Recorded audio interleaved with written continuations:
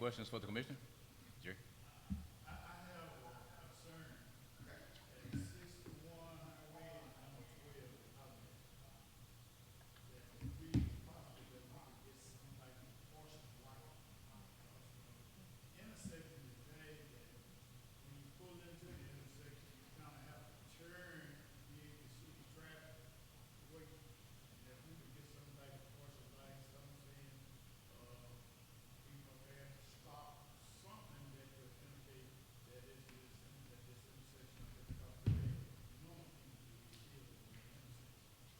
And the next thing I would like, Allendale School District is about 100 years old, and we never had a flashing light out there at the school area. So you have two spaces at Holiday, at 61 and 12, and then flashing light or some kind of safety light at the school, highway work. Do that. Go ahead, Lee. First of all, thank you for your time. Thanks for coming back here today. It's informative. You were talking about maybe on the bypass, possibly letting that project next summer or this coming summer. Is that correct? And I know it's probably hard to say, but on as far as timeline, on completion, what do you think that would take, or do you have an idea how long that project will take? If it starts, yeah. We are working to get started. The completion time, because of the adjustment to making the plan and the, it's causing not to be able to give me a good number yet on the completion time. However, the right of way has been purchased. We built one of the bridges, there's another bridge or two that had to be constructed. So, can't give you a time frame, but the beginning is going to be next summer. And we plan to move it as fast as we can because 20 years and that part of 82 is the only part of 82 that's not been completed based upon the original plan appropriate. And the only other thing, same as Jerry was talking about over on 12, I've got it on 454 and Main Extended.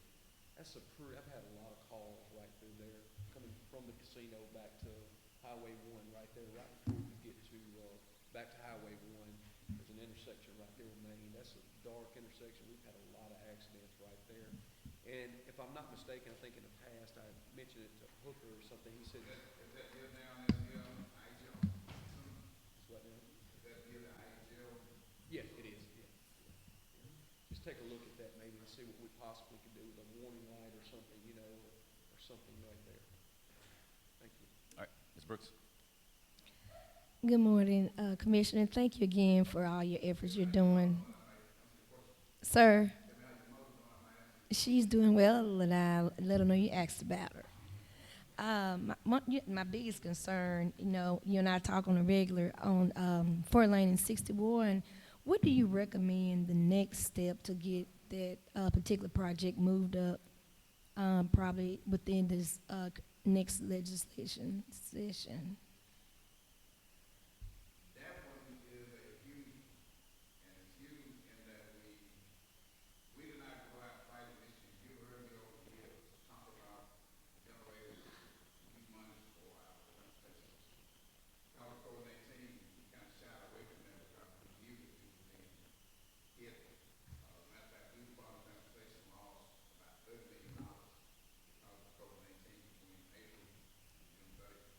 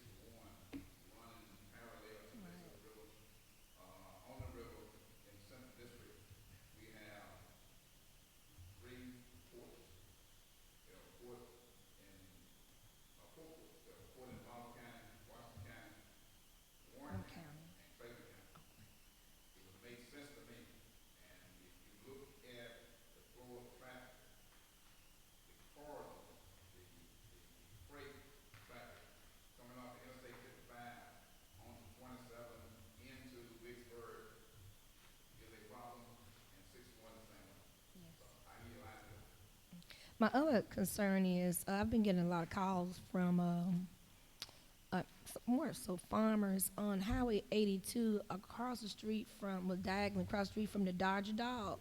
There's a road called Ann Road, and their concern is no lighting there. They've had people to drive into the ditch. If we can get some type of lighting there or more lighting there, that would be ideal. It's actually into Leland. It's across the street from the Dodger Dog and Stokes Road. That's the name of the road. Thank you, sir. I didn't tell you, but our plans are also overland, is the overlay, phase 82, coming out of the, headed east to the Sunbelt County. It sounds wonderful, sir. Thank you, Callie. Anyone else? Commissioner, we really do appreciate you for what you do. We thank you for taking the time to come out and, oh, I'm sorry, Mr. Griffin, go ahead. No, but Oh, give them thumbs up. we really do appreciate you coming out to share with us, update us. If there's anything at all that you need from us, don't hesitate to ask. Your phone call with you, don't hesitate to give us a call. Good enough, appreciate you. And good meeting you, Ms. Williams. And all the information, the issues, or the concerns we have with lighting and that kind of thing, we'll put it together, Ms. Williams, and get it to you. Okay. All right.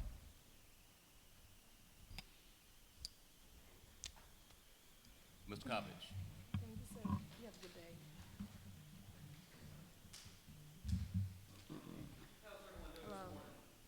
Great, good, good, good, good, good, good.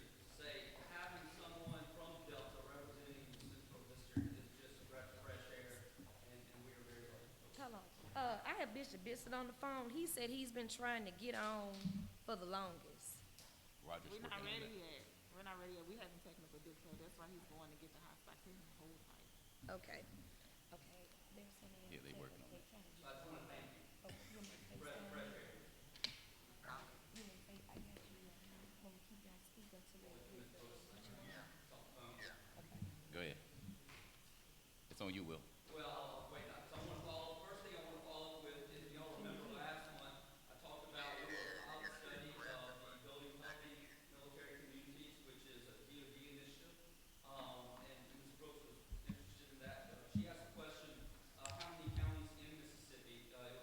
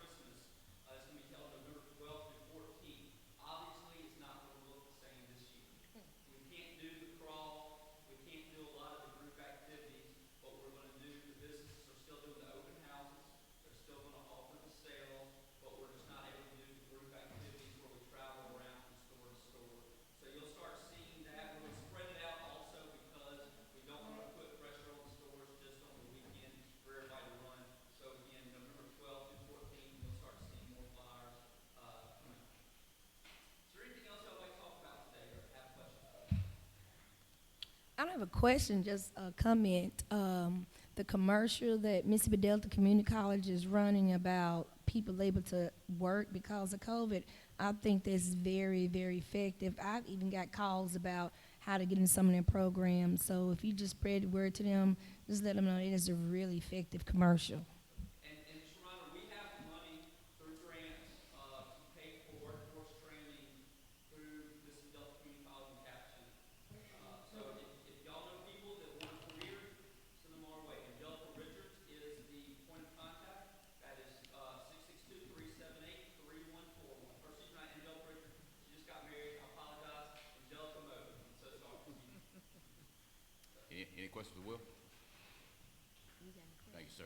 Thank y'all so much. Y'all have a wonderful day. Okay. Franklin?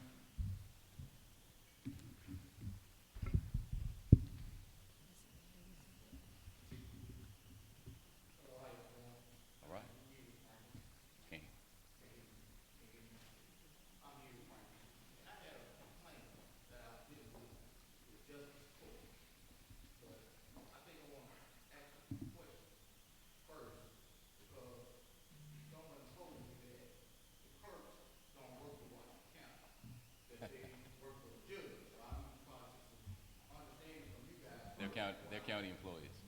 They're county employees. They're county employees. Yes, sir. So if I have a complaint with the clerk, will I make a complaint here, or do I make it to the Justice Court judge? You can make it to the Justice Court clerk, and which it'll follow through to the county administrator and proceed from there. Well, I got that part first.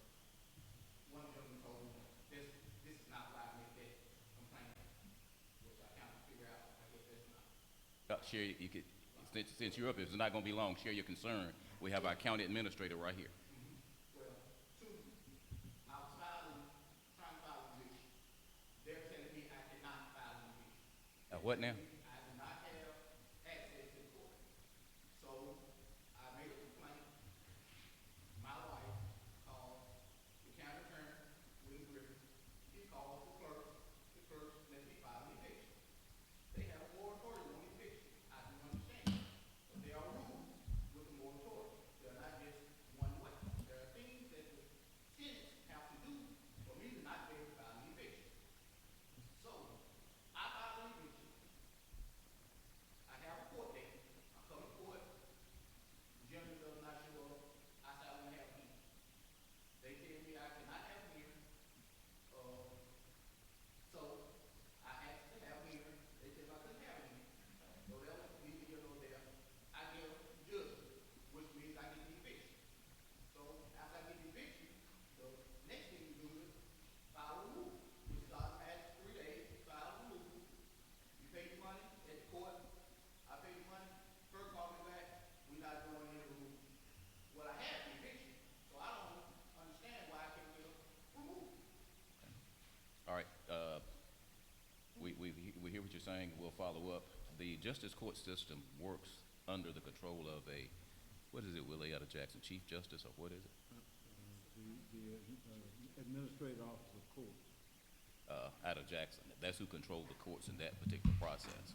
To answer your question about the people who work in the office, yeah, they are county employees. But let me, all right, let me, what we're going to do, we hear you out. We'll follow with our attorney to see what recourse do we have, if any at all. If any at all. And we'll take it from there, but go ahead and finish. What is your name, sir? My name is Hugh Franklin. Yeah, we got it on the minutes right there on your sheet. So at that same time, while I'm trying to get my court date, I'm talking to Ms. Telefarrow, and she came out to tell me that you're not going to get a hearing, whatever. So I disagree with her. But one of your clerks named Beth, I can't think of her name exactly, in the back, ready to call the police on me, which I think that is a problem, a real problem. Because now they're telling me I can't, they're trying to intimidate me from doing business in Washington County, in the court.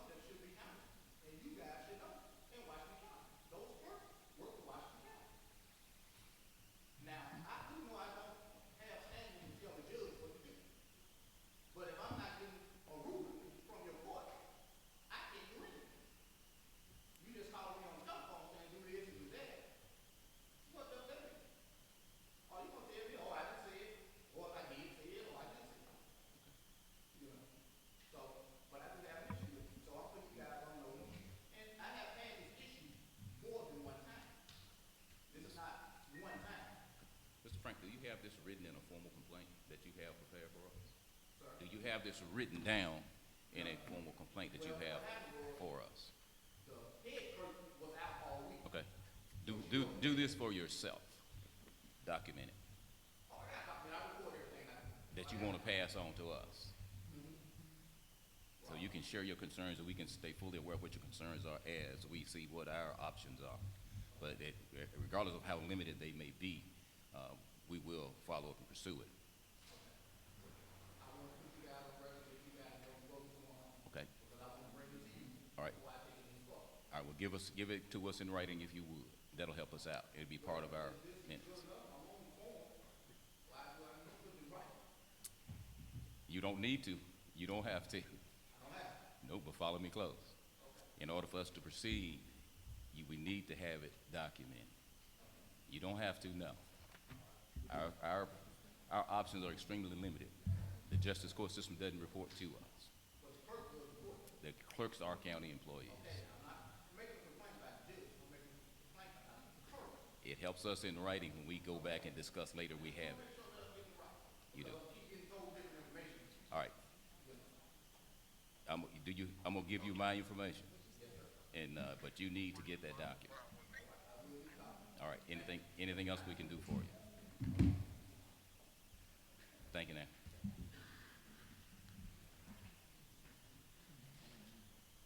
Riverside's Drainage District Commission.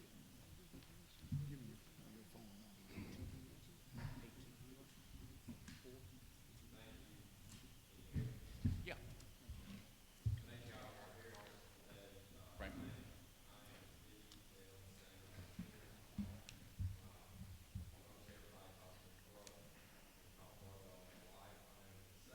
Get that mic on.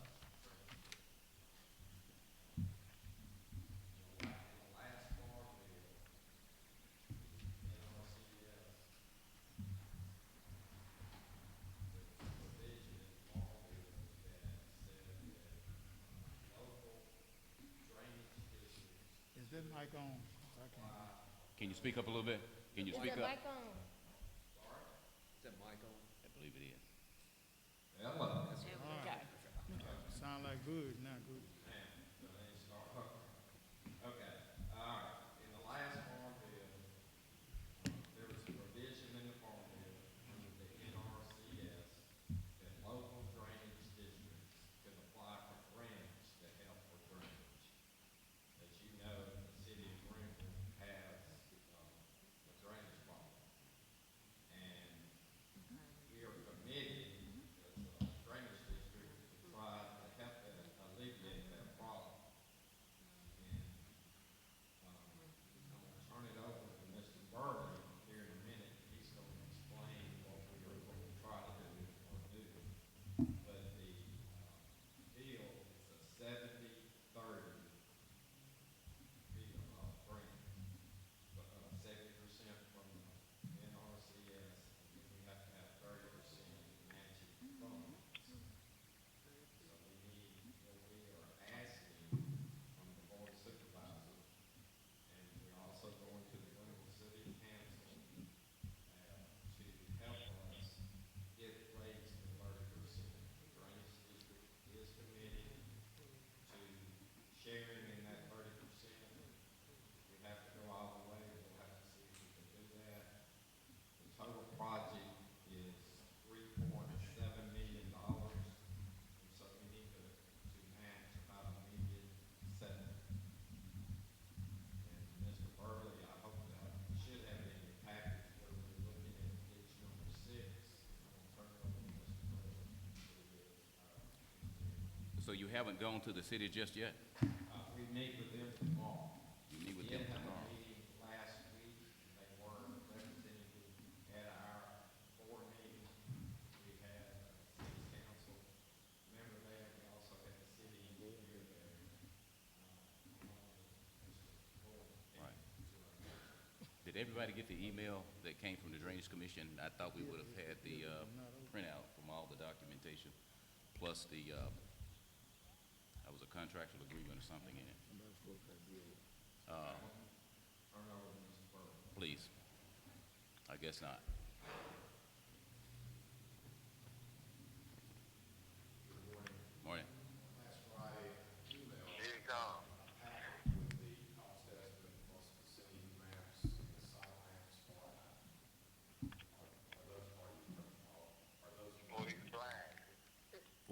I had an email that had the documents that you're talking about, but I thought everybody may have gotten it. Okay, well, But, I'll be happy to go over it. Commission's had problems with drainage in ditch number 6. It travels from Highway 82 south of the Cypress Preserve to the southeast of Main Canal, just east of 454 Highway 1 intersection. The section that we're focusing on is the section that we have trouble accessing and maintaining. It runs from the old control structure at the Lake Manor Lake to the south highway. It's approximately 3,200 feet. This section has a lot of vegetation, trees that promotes beaver activity, so we have a number of dams that are there. Plus, we have some buildup within the ditch section that is impeding flow. Also, on top of all this, we have some access issues along that section. What we're proposing to do is to pave it from the road control structure back to Bottle Road. This will remove the vegetation and trees. It will improve the hydraulics with the paved ditch section. And then it will also allow us access to the ditch for the maintenance, not only of the ditch, but the road control structure. As I said, it's 3,200 feet of ditch. If that includes clearing, grubbing, excavation, control of water, and of course paving. The cost estimate is $3.623 million. That's direct and indirect costs. any questions, Mr. Burley? Go ahead, Lee. Just to kind of help, that's, well, all of that is in my district. I went to the meeting last week with them and just kind of help you understand a little bit more. And correct me if I'm wrong on that. That number 6 ditch starts actually at right there around Broadway and 82, right there around the Cypress Preserve and all that. Is that where that kind of originates at? It's right at Cypress Lane and Highway 82. It Yeah. goes a little bit north of 82 and then travels under 82 and picks up and travels. And that is also the ditch that feeds the pumps that's there on the other side of 82, correct? No, you mean? It pulls the water back out of there? No, it doesn't. Okay. That pump station handles downtown. Okay. And then it starts actually back there, it runs behind Lake Manor, behind the lake, comes out at Ball Road, through the fire station right there, under Tennessee Gas Road. That's kind of where that ditch goes out. And ever since I've been in office, I know it's probably been before then, but it's been some real issues with Lake Manor, the lake, and other parts of Lake Manor. Like he said, it's a lot of growth back there. It's a lot of problems getting equipment back there to keep that clean. I rode that Saturday after we had the rain Saturday, and coming into Lake Manor, right there where Gregory comes back out, and I ride in a 250 truck. I had to go around that. I was scared to go to one side of it. It's getting pretty deep in there. So, just need to try to move forward of trying to take care of that in a better way. I have calls every time it rains, or we know we're going to have a heavy rain. There's problems with Lake Manor. And also, along with this, I think there were some things discussed to do there with Lake Manor as far as culverts and things like that at the end of it to try to regulate that a little better than it has been in the past. And like I told him, I met with him last week, and I told him, I said, I'm just, here, I'm not representing everybody on the board. I'm just one voice, one vote on the board. But they expressed what they were trying to do, as far as to on the money issue of it. And I told them, that the best thing to do is come before the whole board and kind of tell them what they're trying to do, what their intentions are. And my thoughts on that, would be that, of course, if the city can do their part, whatever we can do, if it's a third of it or whatever we can do, but I would surely want to try to do something out there. This is an ongoing problem. I don't think it's going to get any better. I don't know if this is the complete solution to it or not, but it's definitely in the right direction, I would think. That's right. We initially hoped, You go ahead. we had initially hoped to pave all the way from the 82, just south of Cypress Lane back to Texas Gas Road, but the amount of money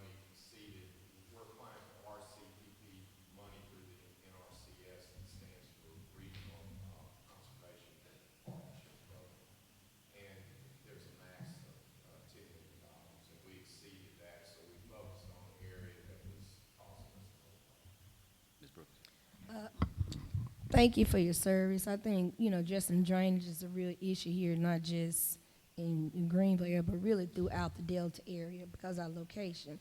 But my first question is, the 30%, can any of that be in kind? Okay. The next question I have, I'm not familiar with the number of the ditches, and I don't know if they even connected. The ditch on Highway 82 near, it's across the street where the Patty Pack Nissan used to be, not far from Kroger's. Number 9. Number 9, yeah, maybe 9. Number 9, do y'all do anything with that?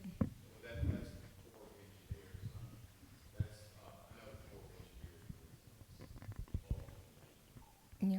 Well, I will say I think we do need to work on this particular project, in my opinion, because at the end of the day, we have to address the drainage across the county.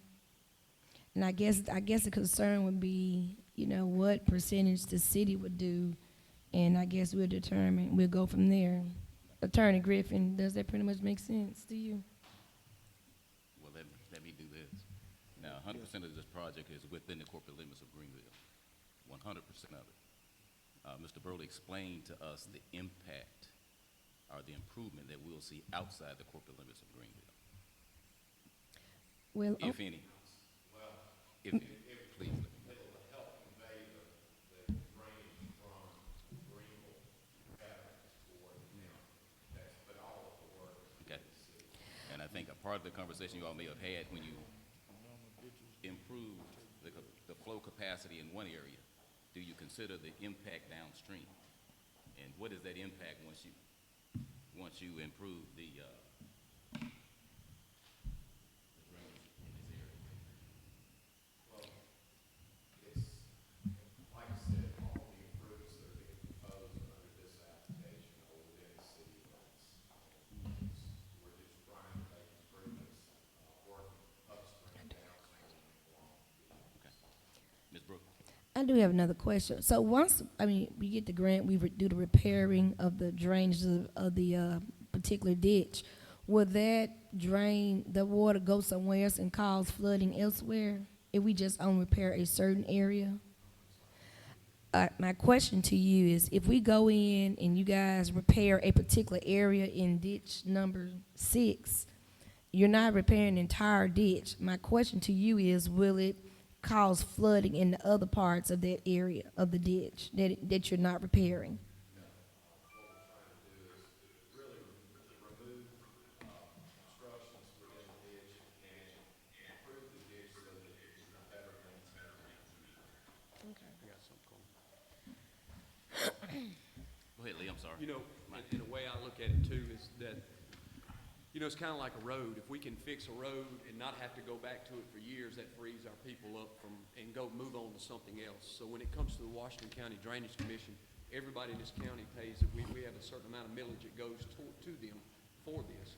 So this is for everybody, not just for in-city. This is county, city, and everything.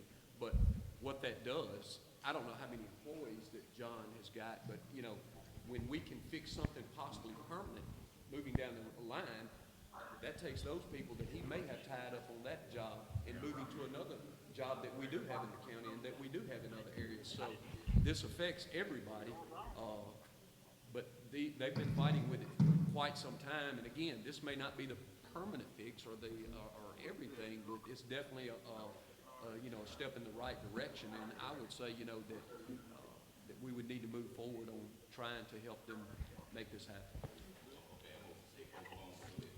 Yeah, board members, I received a proposed resolution on late Friday from the Drainage Commission attorney, Mr. Harold Mitchell. And when I read it on Saturday, I responded to it and asked him what was, because I didn't understand what they meant. And I thank y'all for coming in, but by direct contributions.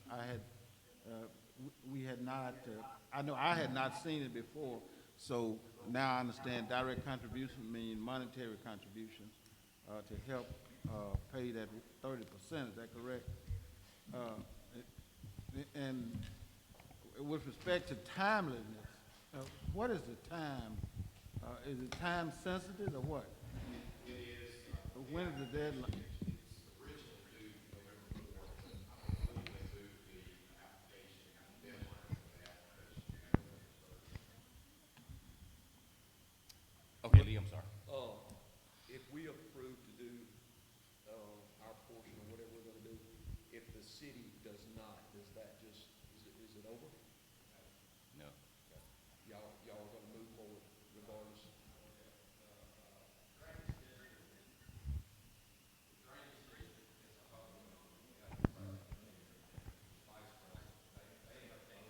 I'm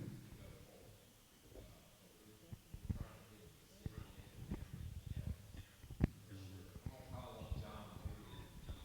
John, he is our manager. He can tell you more about what us doing that will help, but we live in the flooding, and it will not hurt, as Mr. Wilson has taken part. But before Johnny gets started, I just received a letter from, somebody in that district today too. It's Hardy. She was just sending me a letter complaining about the water this past few times, so it just shows you how big of an impact it is having on the drains over there. But I just received that letter today from her, the problem she's having. Go ahead, John. Basically, we'll kind of explain what we're looking at is a section of District 6 that I have access issues. When the ditch was initially dug, there were no houses or no buildings in the area. Over the years, the property around the ditch has been developed. There are power lines, there are ditch fences, and they basically over the time have encroached, and I don't have the access I need to get in and properly explain the ditch. What this would do is concrete pave the ditch, and it would alleviate those access problems. We could actually get into the bottom of the ditch itself. I wouldn't have to be in somebody's yard. I wouldn't have to go through somebody's fence or something like that. We could get down in the bottom of the ditch, keep it cleaned out, and it would actually help that water flow better. As far as downstream, your concerns there, my thought on that is we've worked that ditch all the way out now. I've got a track hoe on the lower end of it now. I'm doing something on that ditch just about every year, mainly because it does drain a good section of District. And I try to keep it where it's Okay, John, thank you. Now, I'm sorry, Lee. Just one other thing,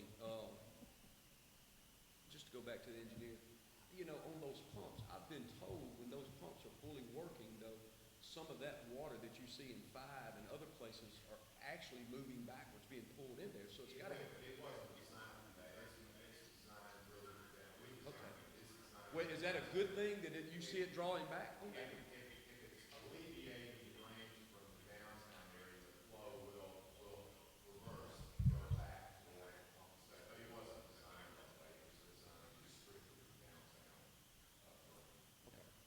Until we hear from the City of Greenville Board, I'm going to recommend that we postpone and, take no action today. Postpone this, give the City of Greenville an opportunity to, make this project happen, hopefully on their own. Is they the If I can, I'm sorry, Lee. I disagree on that. They're moving forward whether the city does anything or not. A third of that would be $356,000. And I think we have an issue, a lot of times we just put stuff off, and this thing is time sensitive. So I make a motion that we contribute a third of that, which would be $356,000, that Washington County would do that. So that would be my motion, that we do that. Everybody hear the motion? It is time sensitive. Everybody hear the motion? There's a motion on the floor to, go ahead and put in, give us that cash amount again. $356,000. I wanna know who is the commission for all of these ditches, these derriere ditches. I had the same problem down south from here. They say it's 4 Mile. If 4 Mile has anything to do with Canal 6 or whatever? That's in a different district. No, that's south. It's in a different, I actually maintain 3 districts. You've got Riverside on the west, you've got Black Cloud in the middle, and you've got Moselle Island. Supervisors is on the, this one's on the, east side of 61. Murphy. Okay, we still have a motion on the floor for our participation in the project. If no one gives it a second, it's going to die for lack of a second. Anyone going to give it a second? Motion dies. President McGee, I agree with you. I think we need to table this to hear what Greenville wants, what they're gonna do, and then we come back and we revisit. What's your motion? I move that we, wait to see what Greenville table until we hear from City of Greenville. Postpone. Postpone it, I'm sorry, All right, got a motion. postpone it. We got a motion on the floor now to postpone. I need a second to that motion. To postpone. Supervisor Benson, you there? Second? I got a second, Supervisor Redden. There are no other questions? All in favor to postpone? Show by sign of aye. Any opposed? Nay. Supervisor Gordon, nay. What we'll do, Mr. Sanford, see how you all come out tomorrow in the city of Greenville. We'll have further discussions with this. Okay, thank you. When do y'all meet? 2 Mondays from today, which will be the first Monday. It's going to be the third, The second. the second, first Monday in November, I'm sorry, 9 a.m. Like I said, we're going before the city council tomorrow. Hopefully that'll make a All right. decision. Well, when you find out what the city of Greenville is going to do, if you communicate with our attorney We will, and your attorney, and that'll help us out. He'll communicate with the rest of us. we will. Thank you for your time. Thank you. Okay, I don't have a time on this, but for the hearing, Ms. Hansel, wait a minute. I got a bid. I got, Ms. Seard? Mr. Seard?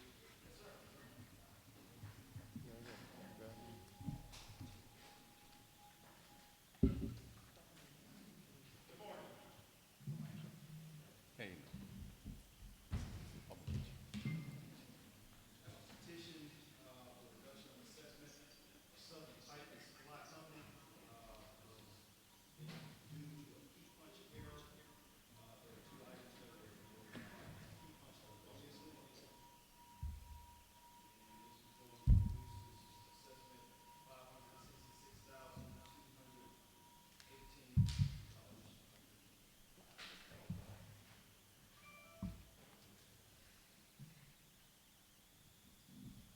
Any questions or comments? I need a motion So move. and a second. Second. Properly moved and seconded. All in favor, show by sign of aye. Any opposed? Motion carries. There's also another issue, in regards to a tax abatement for True Hotel. I believe the board met the intention of allowing True Hotel to receive a 7-year abatement for, a new development, True Hotel. So I asked the board to allow a 7-year abatement for True Hotel, their development. Three Kennedy, pin number 32761, 32762, 32763. It's a $4 million, project, $4,116,670 project. And this abatement will allow them to only pay school tax for the 7 years. Any questions, comments? I have a concern with that, Mr. Seard. To give someone 7 years to stop paying taxes in our county, I really do have a real concern with that. What is the norm here in Washington County when we have new construction like that? We actually approve the abatement, and we allow them to do the tax abatement. Why It's do only we, for it's only- 7 years? No, it's- 5 is a good number, but 7? That's that's the max that you're allowed to do by statute. I'm trying to remember this deal, and I thought we had done it. I guess not. I just give him money. We didn't do it for True. All right, because, my comment was, can support as long as they have a mortgage, allow the abatement until the mortgage is cleared. But, I want to go back to Ms. Hansel. What did you say again? What did you say? We have not what? I thought we had. Okay, thank you. All right. So, Mr. Seard, I'm asking, why are you recommending 7 years? I'm recommending it because they thought that they had the abatement in the beginning. And so we just could not locate it in our records where they did have it, so I'm asking that the board allow it now. The city of Greenville is going to allow this abatement, therefore the county,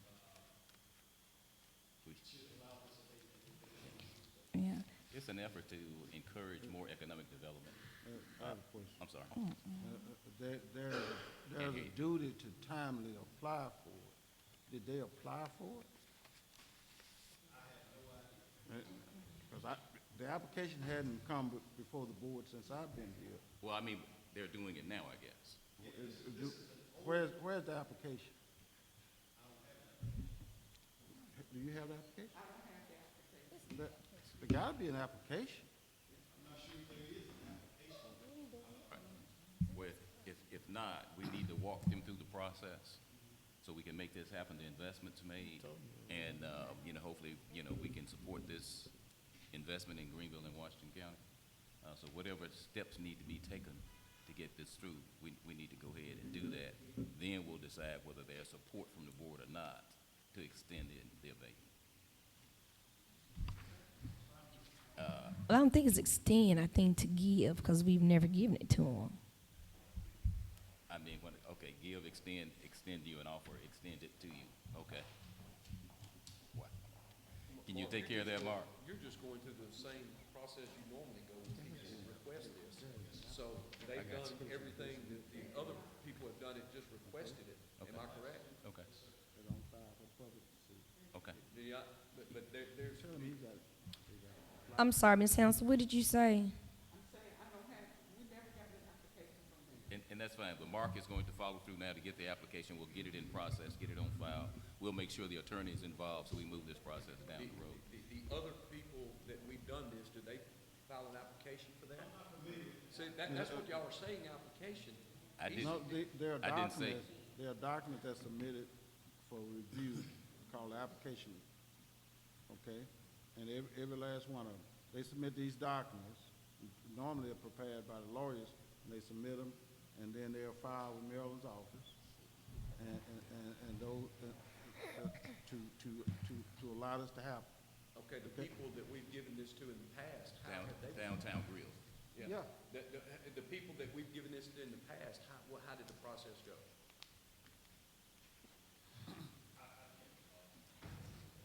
So has there ever been any, I guess, Ms. Hansel, what's been the process in the past when we've given this to different people? I think the last time that the board considered, this was when, Bill Hawkins downtown.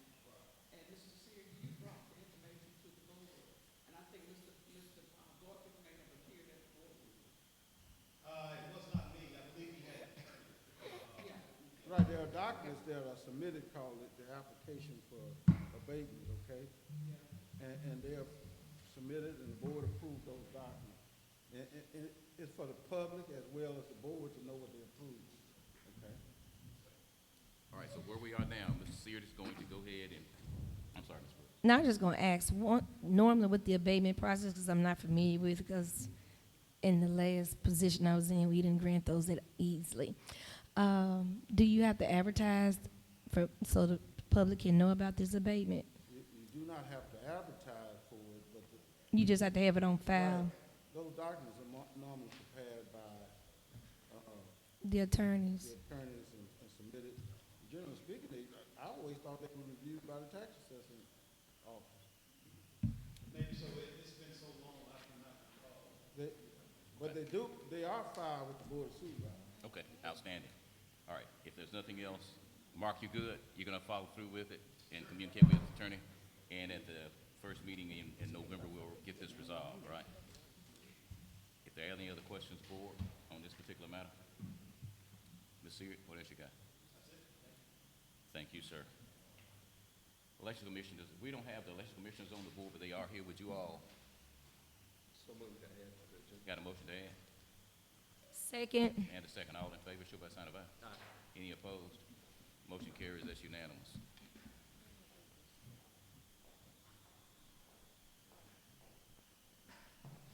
Good morning. Hope all is well with everybody. Y'all ready to start your pocketbook? This morning we're coming to you all because the last time we talked to you all, we asked for 11 resolution board members, and we are now saying that we need 13. So with that extra two people that we're asking for, that's going to be $1,750 extra, which would then give us a total resolution board members, $11,375 for those 5 days. So I do need to let you know, we have 2,649 absentee ballots in counting at this point. We have to have, those people would be the people that will count by hand, 2,649 ballots. So we do have an extra long ballot, and hopefully we can get all of this done within the 5-day time frame of counting, the vote of each person that's on the ballot. Anything else?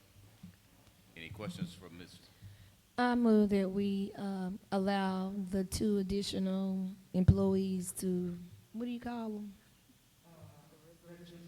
For the resolution board. Got a motion? Second. And a second. All in favor, show by sign of aye. Any opposed? Motion carries. Ms. Thompson, you talked about absentee ballots. Yes, sir. Have there been any noticeable issues with absentee ballots, like signatures across the flap, anything like that to cause rejection? I would not know that. That's the first clerk, she's the custodian over absentee ballots. Okay. You would have to And I guess my only concern was, Mr. Attorney, if they noticed some issues early on that would cause an impact on the voters being counted, is there an opportunity to contact those individuals to let them know their amount of errors? With absentee ballots? We're talking about just with the absentee Yes, sir. ballots? Something as simple as you don't sign across the label, it's rejected, you know? Well, generally speaking, it's difficult with respect to those mail-in, but there's a duty on the part of the clerk's office to ensure that those persons who are here at the clerk's office, and the Supreme Court has said there's a duty that they must make certain those people cast those ballots properly. Good enough. Okay, so, but it's more difficult with respect to those who mail them in because they're not doing it in the presence of the clerk. Good enough. Any other questions, Ms. Thompson? Yeah, I just want to know how are things looking coming up for this election? How y'all pretty much got everything y'all need? No, I have a list of things that I need to bring. We had previously talked about the tent, that we were, getting the tent for certain precincts. With the 4 tent, it's gonna be $13,991, and and I just spoke to Ms. Sears, yesterday. She has a church that is willing to allow her to, use that building, and her biggest concern was, the Elks Club has told her that they will have everything fixed up. Of course, we don't want to hinge their words on it at this point because we're too close to the election. But Ms. Sears was planning to have someone to, be in front of the Elks Club with the sign from 7 to 7 to notify those that are coming to the precinct of the new location. And what she wanted to do was have the new location moved, to 2500 Elephant, Street. It's the House of Prayer. They have given her permission to use it, the facility at $1,200, for a 3-day contract. For what district is this? That's you. That's you. Yeah. So we're looking to,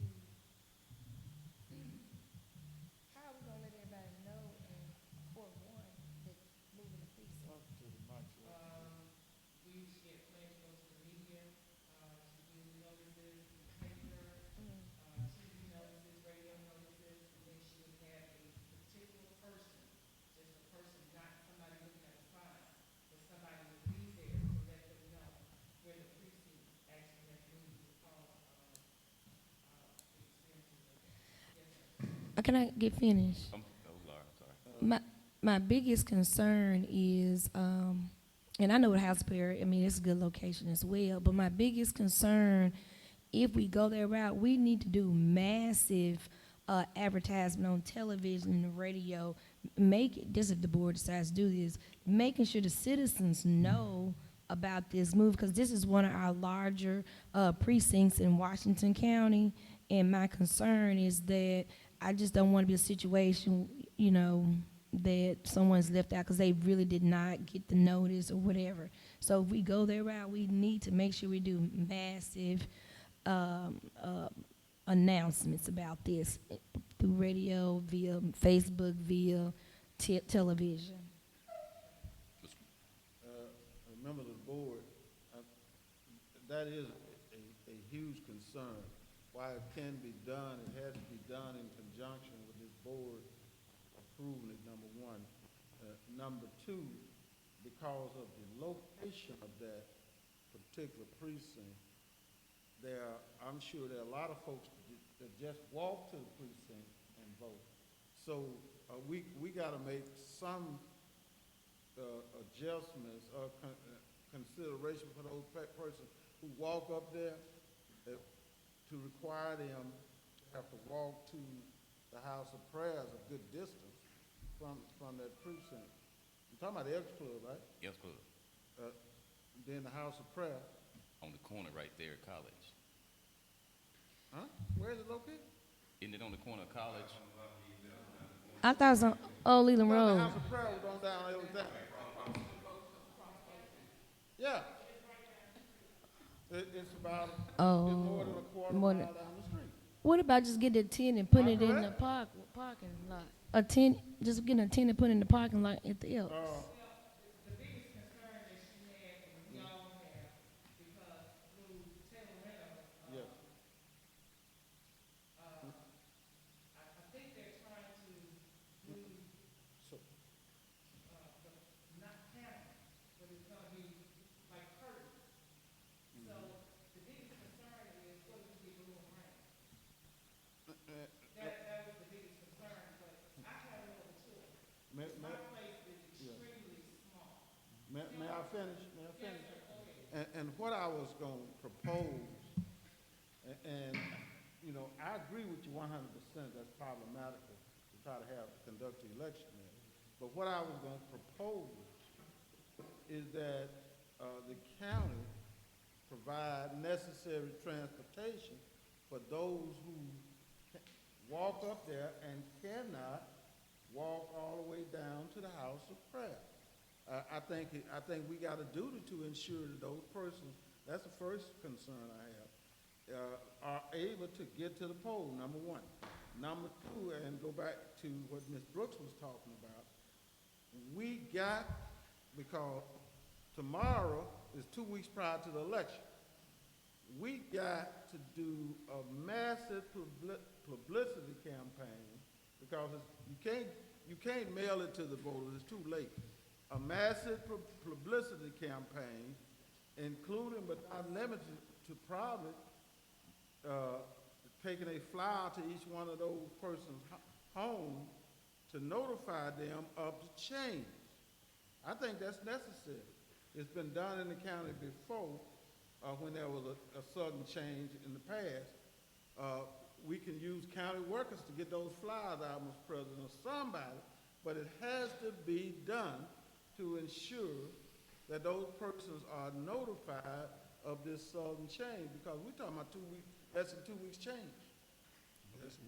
So, The county employees, did this before when they had that change. County worker, road workers, they the one went out and did it. That's what they did before. Okay. Wow. I got a question. Do you think we just needed someone to, we hire someone to canvass for us versus, you know, stopping people from doing their regular work? Okay, well, we need to put something in for that if we're going to go this route. I think we need to approve. You're absolutely right, Supervisor Brooks. We actually have teams of people who canvass, and that's what they do. To have that particular precinct canvassed is what they're going to have to do, is find a team to actually make it happen. You keep saying that the Elks is still a possibility. Did I hear that? She What happened to the house of prayer? Yesterday, he said that, they're planning to clean it up, but she said there's a smell that's there, and she does not want to put anybody in there with that smell. They said they clear out and make sure that area is clean, Okay, but they're not sure if the roof will be done. yeah, That's the only part. yeah, So Ms. Sears wanted to, ensure that the people that's sitting there, they have sinus problems, they wouldn't, be engulfed with this smell that would cause a problem. But we can't guarantee that these people have a place here. yeah. And I don't know why, and I apologize for it, but I was thinking about the church right on the corner down the street What happened? from the House of Prayer didn't register down Alexander. That church almost a mile away. Also stated that she was taking a look at inside the church today, at 6:15. Wow. And if you, Marla and her, Yeah, that's Miss Brooks, that's Miss Brooks precinct. with her, she welcomes you to meet her there at 6:15. I'm sorry, what you say? Ms. Sears said she's taking a look inside the building. Okay. At 6:15, if, you would like, or anybody else would like to go inside and look today. Thank you kindly. Okay. Wow. All right, anything else, Ms. Thompson? Well, I'm sorry. don't we need to, do you have a budget for canvassing? Have y'all put that together yet?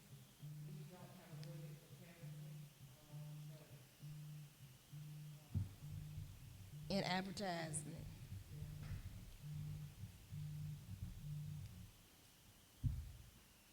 Before we leave, can you think you can come up with something so we can address it? Okay, anything else, Ms. Thompson? Yes, we also,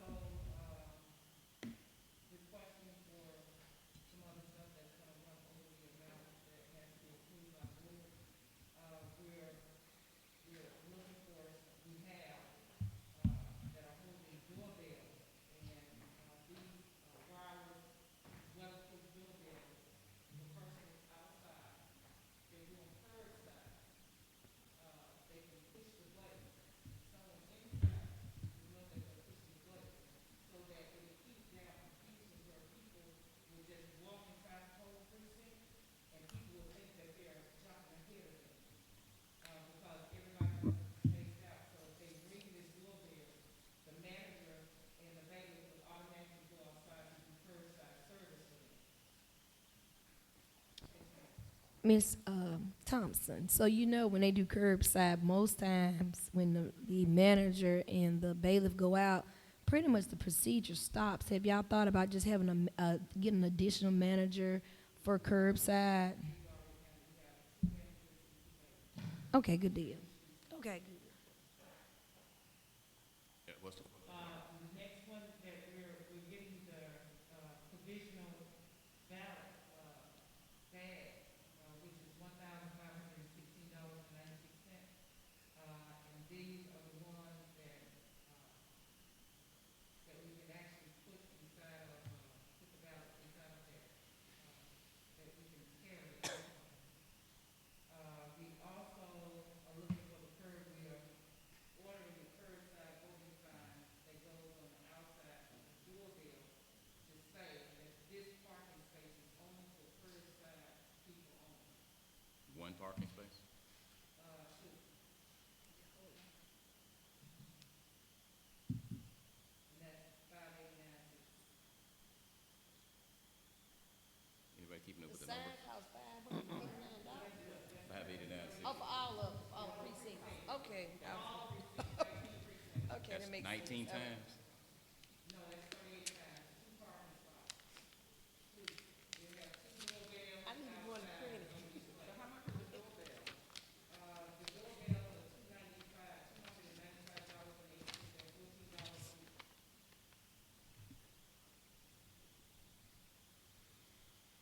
each. Go ahead. We also have the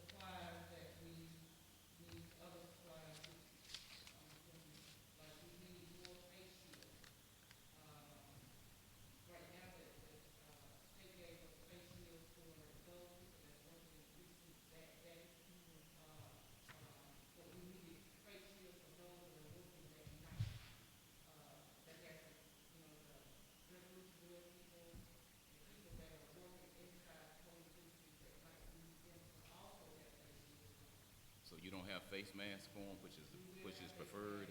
We will have face masks, but we wanted to make sure because they'll be within the vicinity, something similar to this setup. And other people will be passing by, we wanted to make sure that they were well covered because we're in a place that's not well insulated. Okay.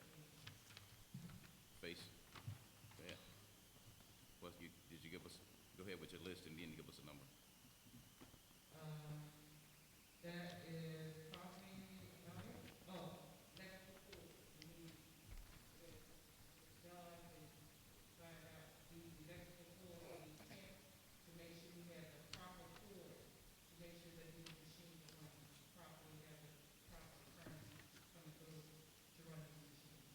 Where are you gonna get the power from with the cords?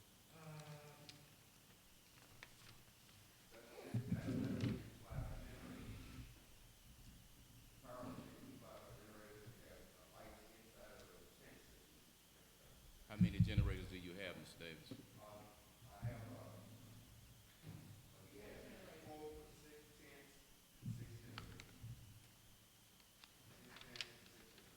When are you all gonna test this power source with the machines, Mr. Davis? Or Mrs. Thompson? They're going to set everything up on that Friday, right? And they're gonna run everything that Friday to make sure that the power is working, everything is working properly. Then they're gonna go ahead and set the machines up in there on Monday. Whoa, wait a minute. So you won't test the machines until Monday? The machines are gonna go through the elevated system being tested, that Uh-uh. everything is working properly. When they take the machine to the polling precinct, then they're going to make sure that all the machines and everything is working properly the day before the election, Monday morning. All right, see, I'm concerned about the power source. How many amps are the machines going to require versus how many amps they could put out to cover lights and everything else that you're gonna do on Friday? It's just me, real nervous trying to do this on Monday. Let her do this. I'll get real nervous on Monday.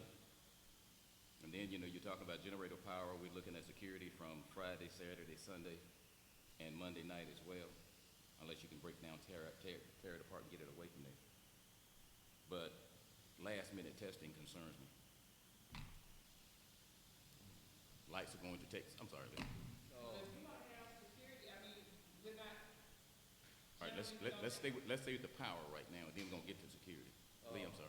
The only thing is that's gonna pull very little amps, but only thing I would recommend, I would have one extra generator, just if you get a call, you need to go, I would have, you may not use it, but I would have one extra generator just in case.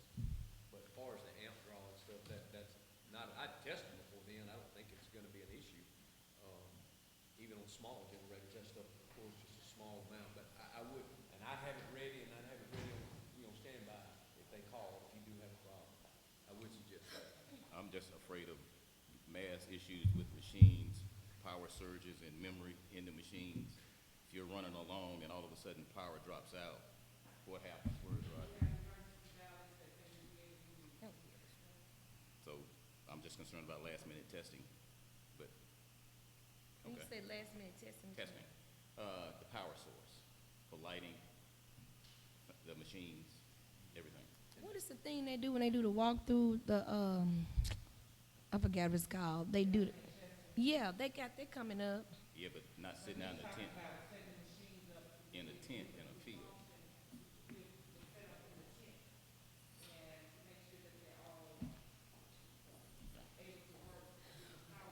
Right. When will y'all do the setup?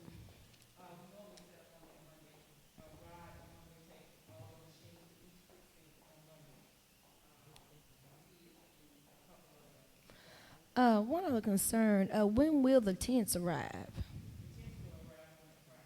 On Friday, okay, good deal. Well, maybe we could have someone to just go and, Rod or someone else who's an IT person, whatever, and start identifying what kind of problems they may incur so they'll be prepared before Monday.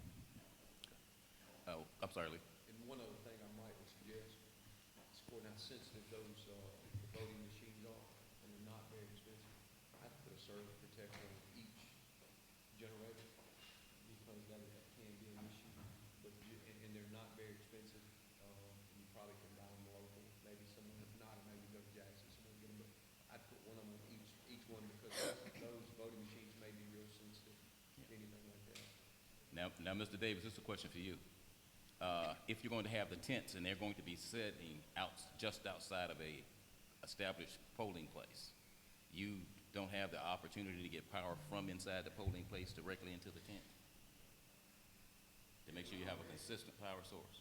In one location I do, and that's at Tampa Drive. Where are the other tents going? And you can't, and it's going to be set up where in Metcalf? It's going to be set up in Macon.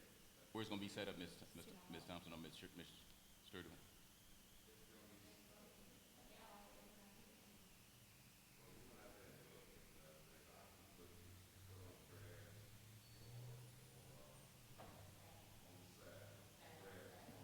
On side of Town Hall? Yeah. On, so you can run power cords from inside Town Hall. You can do the same thing at Tampa Drive. Where are the other two going? And now at Glen Allen, where are you going to set the tent up at? Right in front of the building. Is that power source available as well? Can't hear you. Where the other one going to set up at?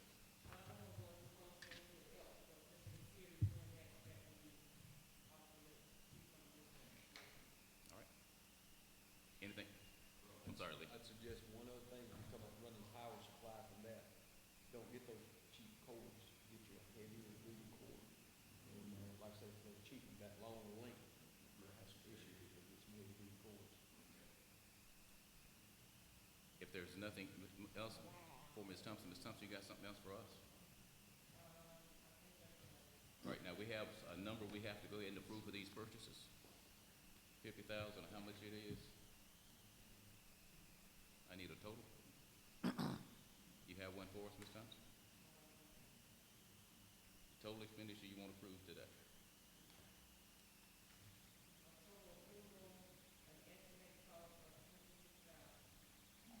So moved. Second. Be right, Ms. Thompson.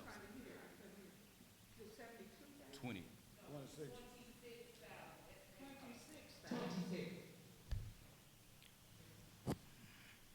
20, where y'all going? Wait a minute, she's not finished. 26,000, right? That's the extra two people. Not,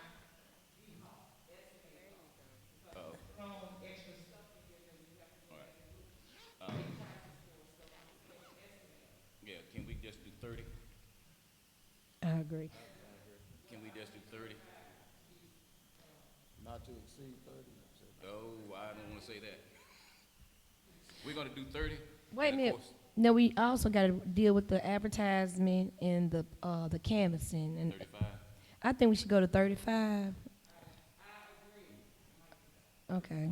Now, run these numbers, get together on everything. If there's some additional expenses, we don't meet until the Monday before. But we'll have to have a conversation. All right, right now we got a number on the, So move. we got a motion on 35,000 and a second on 35,000. All in favor, show by sign of aye. Any opposed? Motion carries. Run them real quick, Miss Thompson. Get some good numbers and let's have a conversation. Ms. McGee. Yes, ma'am. Just in case anything happens that we need to, if we need to have a special call meeting for something, I just want to make sure we're going to do it, not try to stretch it out. I mean, just address the issues. You got it. Thank you, Ms. Thompson. Wow, now it's past 10 o'clock and we were due for a hearing. We also have a bid. Which one you want to do first? Let's do the bid first. All right, we're gonna go move right to the bid, then we'll get to the public hearing. We see you, Ms. Lee, we're gonna get you, I'm sorry. Jack, we need the information. Jack, you gotta have that.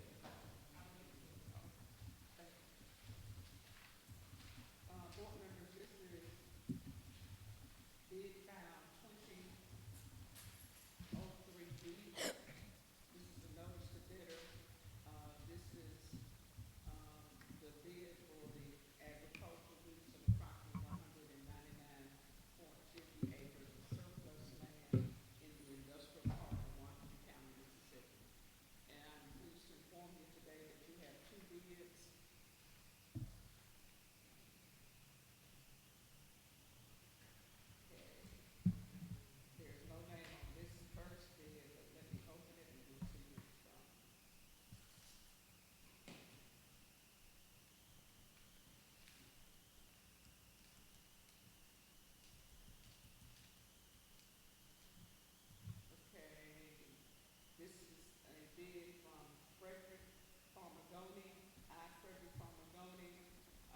second, would like to put in a bid for the land, approximately 199.50 acres, in the industrial park of Washington County for farming at $105 per acre, $105 per acre, with the total amount being $20,947.50.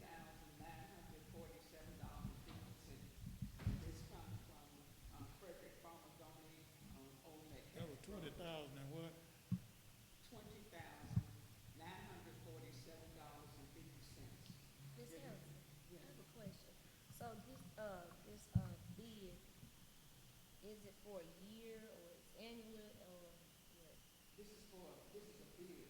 I know that, but I'm talking about for how long is the rental Oh, is okay, acres? how long Is this it's for gonna be? 1 year, 2 Okay, years? it's gonna be for, it's gonna expire, in, 2025, so it's gonna be 4 years. So it'd be 20,000 annual. Yeah. Yes. Okay, all right. Okay. The next one comes from, Could I ask a question? Does Yes, that sir. Yes, land sir. have any irrigation on it? No. No. No, it doesn't. oh, you're asking about the land. Yeah. Okay. Your next bid comes from Robert Cassia-Becker. Uh, Robert Cassia-Becker, would like, to offer a bid of $15,225 for the agricultural lease. $15,225 for the agricultural lease of 199.50 acres of land. I'd like to make a motion to go with the highest bidder. We only had two? I've got a motion and a We second. only had two? Sir, We only had two? we only had two, yes, sir. Oh, I should have bid. You could. We got a motion and a second for the highest. All in favor, show by sign of aye. Any opposed? Motion carries. Now, keep in mind, they take possession of the property immediately, but they start the payments in 2021.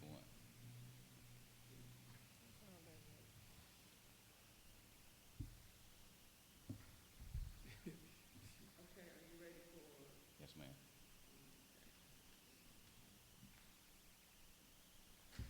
We're gonna go ahead and go to the public hearing. yeah, Did we get are this you here ready for already? the public hearing? That's next. Sir? That's next. Ordinance on smoking. And I got Ms. Lee back there. I got Ms. Lee back there. I got Ms. Lee back there. Hey. All right. Go ahead.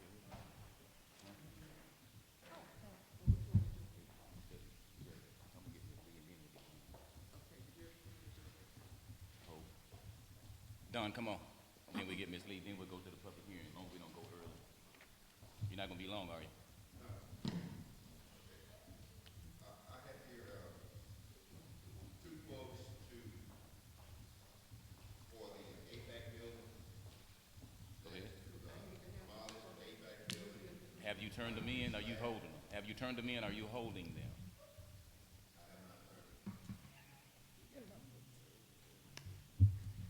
Gotta turn them in, but okay. Yeah. You wanna run through them when you do your report? We're gonna take them when she get her report done. You had something else other than that? That's all I have. Ms. Lee? I'm sorry, I need something in this department as well. Mr. Dunn, so Mayor Thomas was at the Warfield Park, and his biggest concern is the condition, and so he asked me that going out there, and y'all, we got some real issues with that park. I don't know if you guys been out there in a long time. First of all, we got a situation where all the electricity parts were not working. So Mayor Thomas had his RV out there. He didn't have any electricity. He paid his money, but Charlisa told me they're gonna reimburse him for the simple fact that the electricity wasn't working in certain areas.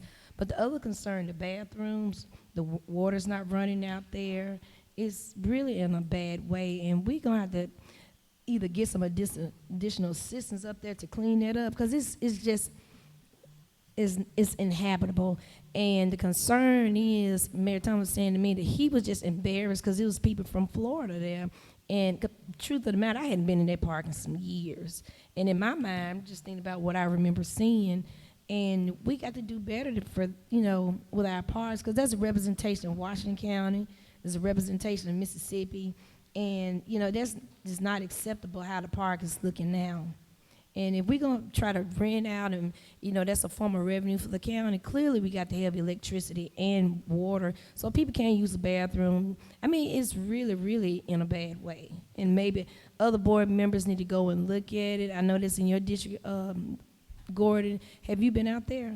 I have not lately. I did have a call over the weekend though, that they had some folks out there. And also, while you're on that position, I also was told, is anybody living out at the park basically full-time? Said they had the sheriff's call several times on people that was out there basically living, but had the sheriff call several times on those people. So does anybody, how long is those people, when you say permanent, how long are those people?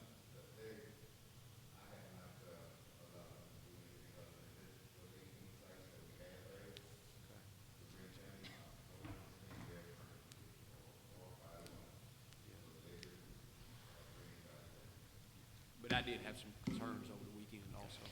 And I think we may just need to, I don't know if you need additional help to clean it up, but it is really bad out there. And it's a really beautiful site, and we just wouldn't want to let that site go away like that due to negligence of Washington County. The other concern is, we have a landscaper on payroll, and I was told that you hired someone else to do the landscaping for Washington County. Is that correct? That's for the convention center, Mm-hmm. Larry, and, I think we bring in a contractor in to put the plants in bed, roughly once or twice a year. So it really rotates every 6 months. And our person that we have on staff does the maintenance, does the maintenance. I guess the concern, because it's been brought to my attention, I didn't even realize it was an issue. The concern is that we actually do have a landscaper, and she does really nice work. So I'm just wondering why we're not using her, why we outsourcing that. That money can go to something else, like help clean up the park. We get plants cleaned, he's here. That's a minimum cost. It's very low cost. What was the fee? I mean, there's a, That's for the convention center right now. That's the only thing we've been using for. Using this particular person for, because, sheriff's department, landscape is doing that. I understand that, but I'm saying, right, but my only concern, if we actually have a landscaper on site that we're paying them, why aren't they doing the work? That's just like we have, well, I thought that was her title.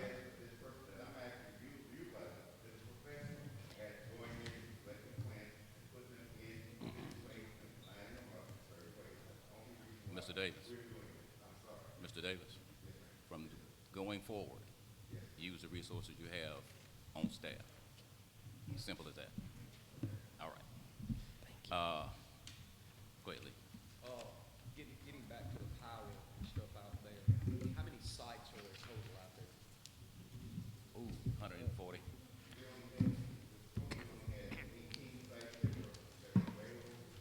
Well, no, I'm talking about total, if everything's up and working, how many sites are out there? I think it's 125, 140. It's over 100. Okay, well, where are we at, far as getting the power to some more of those, and far as cleaning up some more, where are we at on that?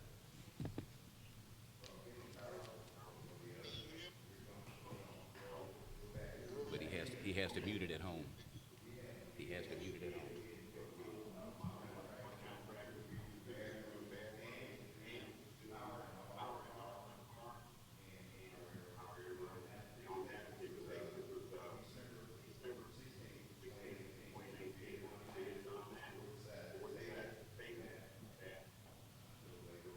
I thought that was the bathrooms.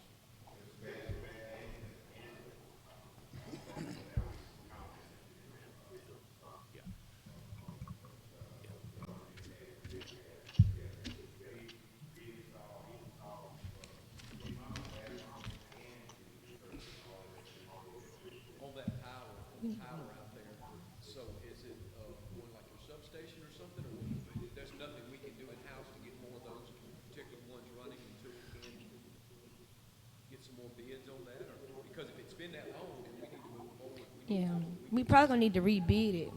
Well, We need to move forward on that. let me jump in here if I can. But I need a double check done. But from what I understand, from when all the wiring was stolen from the bathroom with the meter, with the boxes and everything, that left open wiring. What's going to happen done is those bathrooms will have to be isolated. And if that's the only issue, Supervisor Gordon, Supervisor Brooks, then power back up to all, They're not nice. They're not uh-uh, usable. to all the RV parks. Okay. That'll bring that power up. Warfield Point is in District 3. That's my district. And I guess a number of us got calls. But when I talked to another supervisor, said, hey, I'm going to Warfield, I had several things going on, even something that took me to the Bolivar County line, so I went on and dealt with that. Of course, we talked later on. But when you went out, I understand Supervisor Brooks said some may have been on spots that didn't have power. But they were told they didn't have power, and they need to move to another spot. They chose not to move to a spot with power. They actually told me when they talked to me, I've got a generator on my unit, and I'll use it. But what they wanted to do was waive the fee. I don't think that's the case with Mayor Thomas waiving $75. All right, let me do this. None of us have the authority on a Saturday to waive a fee. It takes this board to waive a fee. So there were 9 slots out there that people were on that somebody waived the fee for Has he 2 rec- days. has That's he- 200. Please let me finish. That's like $225 a day. So 2 days, 450. Just for clarity, I did not tell anyone to waive the fee because I brought it to their attention. I got a text from Charlisa, and she told me that the fees were waived. That was it. Well, let me be clear about this one more time. Unless it's done in this boardroom and spread it across these board minutes, no supervisor has the authority to waive a fee. I'm sorry. I stand corrected. The word is reimbursed. I stand corrected. It's Not a not problem. waived. It was reimbursed because he actually Well- paid the $75, and I received a text said that they were going to reimburse him because he did not have any electricity. Only this board can vote to reimburse. Well, I like to make a motion to reimburse Mayor Thomas $75 for no electricity on at the park. I've got a motion What about the and a second. Now let me finish. Oh yeah, there were 9 spots that people were on where they were told their fees were waived. Oh, I don't know about that, but I just know Mayor Thomas called me about But that. in order to reimburse, only the board can do that. You only- Mayor Kenny Thomas. You want to reimburse one person out of 9. Okay, so you got one person, do you have anybody else? No, absolutely not. But Well, when I'm you just went, saying, but if when, anybody that was sold that, you know, that thought they were gonna have power, I don't have a problem reimbursing, I just wanna make sure we get everybody. all right, but keep in mind, when we said we started to open up these RV hookups, we would actually distance people. And when you override that to put somebody here, skip a spot or two, put somebody else, and you allow a cluster of people to gather. Who allowed that? If you allow somebody to park where they want, that's what happens Saturday. I mean, but who, That's what happened I mean, Friday. none of us gave the authority for that, so. I No, mean, but they were told by a park worker, by the Building and Grounds Associates, that they had to move to another spot. If they stayed in the spot, they still had to pay $25. They chose not to move. No, they didn't force them to move, but that allowed a social gathering outside of what we approved in this board meeting. I did go out there. It was not like they were COVID in compliance because they wasn't up on each other. So that when I went out there on Friday, me and Mr. Ribbon drove out there Friday. Now nobody was all up on each other. They were very away from each other. You can see where the parking was. But I just think that if we at this point we're not up to par, and I don't see how we're gonna charge people to come to a park and they don't have electricity when we offer that service, because that's what they're paying for, electricity and water. But then you can't go use the let's say you in something, you can't go use the bathroom in the restroom because the water's not working there. So I don't think we need to be charging anyone for the Warfield Park until we bring it up to a park like it should be. Now, any other locations we may have RV, yes, we should be charging them because, they need to pay for their services. But I just think that's not right for the county to charge anyone who's out there in Warfield and they don't receive the services. Okay, go ahead, Lee. I'd Anyway, you got a motion and Uh, second on it's the mo- floor. second already. This is just this discussion right Well, here. I guess so, and I agree with you. I mean, it's our fault, it should be up and going. But I would like to make a substitute motion for anybody that comes and complain, and got proof that they were in that spot and they paid, I'd like for them to be reimbursed. If there's 8 or 9 people that complain to you, if they do come, and then if it's verified that they were in that spot and they did not have power, And they I paid. agree. I So second you your accept- motion. Okay, so I'd like to make a substitute motion of that. That's a substitute motion Second. to reimburse based on request for their reimbursement. Based on request. And Don, we do have a listing of all those tenants, right? The answer should be yes, because everybody still has to sign up. But, all right, if there are no other questions? I have a question. Will you continue to allow people to have overnight parking there, Okay, can you hear me? sir? We have to discuss it after we carry this motion. Okay. Okay. All right, Carry on, so we can get out of here. if there's nothing else, all in favor of the motion to reimburse based upon request, show by sign of aye. Aye. Any opposed? Motion carries. Then you had another motion. And then we're gonna get another motion, but keep in mind. No, you had a substitute and you had a regular motion and a Carry the substitute. You accepted it. Oh, you accepted it. I got you. You accepted it. All right, Supervisor Bison's been on a while. When did you know him into the minutes, Ms. Hampson? I don't want to say anything. You just can't hear me, and I'm trying to talk, and I'm not getting a response. Now I hear you. Carl, you talk pretty loud. Can you take your mic and lay it over so we can hear him? We can hear you. If you could, we just need to hear him. You all? Okay. I can't. All right, try it again. I just can't hear you. Supervisor Benson, how you doing? I'm fine. I just wanted to make sure I was heard, because I wanted to get in on that conversation, but that's okay. Tell them we listening. All right, we're listening. Anything else, just shout. We got you turned up real loud. No, tell him go and say what he wanted to say. Tell him go and say what he said. Tell him repeat what he was saying. Repeat what you were saying, Supervisor Benson. Never mind now. Let's go on with the conversation. But just be listening to me in the future. Got you. All right. We've carried that motion, Supervisor Brooks, so we're good. Upon request, we'll make those reimbursements. Yes, sir. While we're here, though, I do think we need to move forward on seeing what it takes to get that park up and going. I agree with Lee. So we need to move forward. All right. Why don't we just re-advertise whatever the specs y'all had initially, just re-advertise We that? need to move forward on, because That's the key that, thing.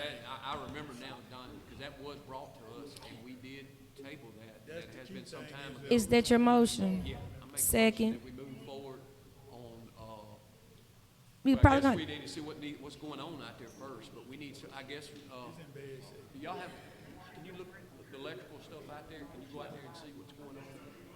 I'll make a motion that Don work with, engineers, see what needs to be out there at the park. We need to move forward. All right. second. Move forward on the electrical problems and And- the restrooms. And drainage. Yeah. And I mean the water I'm trying to say. with that, so I'll make a motion of that. All right. We've got a motion to proceed with the repairs at Second. Walk Hill Point Park. Motion and a second. All in favor, show by sign of aye. Aye. Any opposed? Motion carries. Supervisor, But anything that needs to be cleaned up, we can do that. Okay, Oh, we yeah. need to really be. They need to whatever get to needs be doing. done. We do that in-house. And I will say this, Lee, it won't take 2 people. They're gonna need about 4 or 5 people out there, cause it's really bad out there. We need to move forward on that. attorney.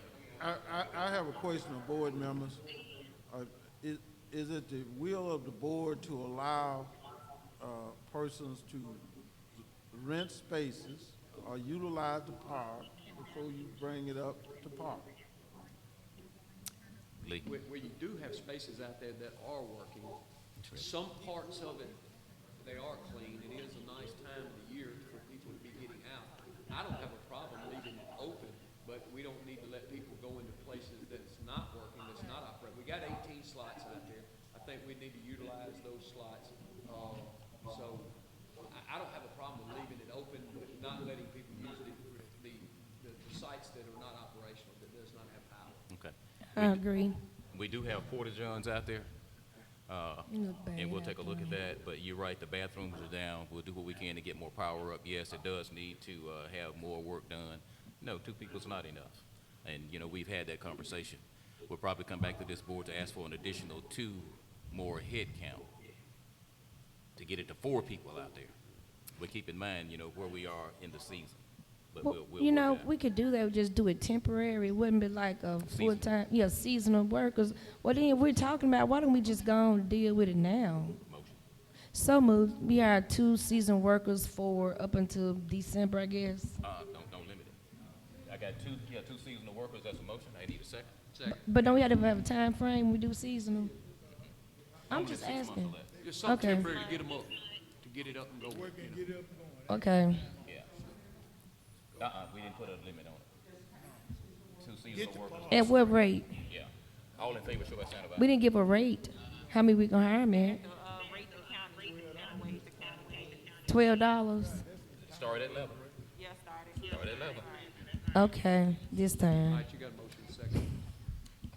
We got a motion and a second. All in favor, show by sign of aye. Aye. Any opposed? Motion carries. And then Supervisor Brooks, yes, that is District 3. Yes, sir. Wow. I Done. wouldn't tell nobody that. Now, Now. y'all get together. Effective immediately. Yesterday. All right. Thank you, Ms. Davis. Done? Two quotes here, and this is for the demolition of the APAC building. One quote from Bushwood's Excavation and Demolition, and he is, he quoted, to demolish the building and, remove the concrete slab, take out all the, with all of the debris, call out to certified survey with a sum of $7,200. $7,200. The next quote comes from Bell Demolition and Environmental Services LLC. This group is from Delta City, and they propose, well, this is the concern here, because number one, the first, the first alternative, they, to remove and disposal of the building only, and that's down to the concrete foundation, there's a price of $6,300. And then the next, option is the removal and disposal of the building and concrete foundation, backfill with suitable fill, dirt, and compact level to grade. His price was $8,850. What was the specs? This is from Bell Demolition. What were they asked to do? What was the specs? Did you ask for concrete removal and everything in the specs? And then he didn't refer to concrete removal and disposal? The shoes includes that. Yeah, the shoes includes the demolition of the demolished building, remove the concrete slab, and haul off all the debris. And that's basically what the second one was saying in the, Saying remove and dispose of building and concrete foundation, backfill with suitable filter and compact level to grade. and that was 8,000 and something. $8,850. Make a motion, we go with the $7,200 one from LaSure. Is that the lowest? Lowest, yes, yeah. For the same work. He quoted something up front, but it wasn't a complete job up front. Did, did y'all, did they turn the bids over to the attorney to review them? I'm just asking because it was any confusion with the bid, I'm just asking. Okay, All right, any other questions? All in favor? Did you get a second? second. Okay, Jim. All in favor of the motion, Lewis and Best, show by sign of aye. Any opposed? Motion carries, that's unanimous. You got us, Supervisor Benson? All right, he said aye. Supervisor Benson, everybody in. Anything else, Ms. Davis? That's all I have. All right. Should I go to the hearing? I got Ms. Lee back there. We'll get that out. Ms. Lee and Ms. Esther Parker. Wow, come on, Miss Lee. I got Pastor Hall back there too. Miss Lee, we gonna, all right, come on with it. We got Pastor Hall. We got, come on with it.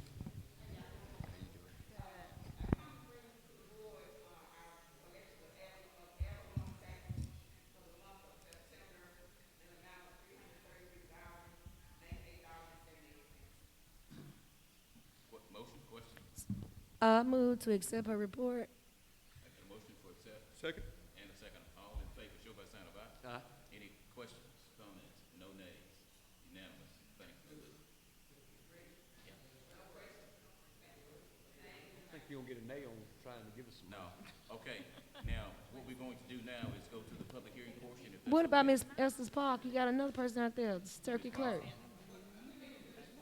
I mean, we went over everybody else. We gonna overlook her? Yeah, we got the public hearing. I got citizen back there. Citizen been waiting. One of your constituents. All right, we're going to the public hearing now. Also my bond writer. He's also my bond writer. We're going to the public hearing right now. And the first one up is a hearing on the ordinance for prohibiting smoking in all workplaces and public facilities in Washington County and outside of the municipalities. Now, do I have to get a motion for a public hearing? Just announce it? All right, we're into a public hearing now, so we're basically gonna hear from anybody who's opposed to this particular ordinance. Are there anyone who has something they would like to say about the current ordinance? The ordinance prohibiting smoking in all workplaces and public facilities in Washington County, outs with other than the municipalities. If there's no one here to speak against this ordinance, what's the pleasure of the board? Make a motion.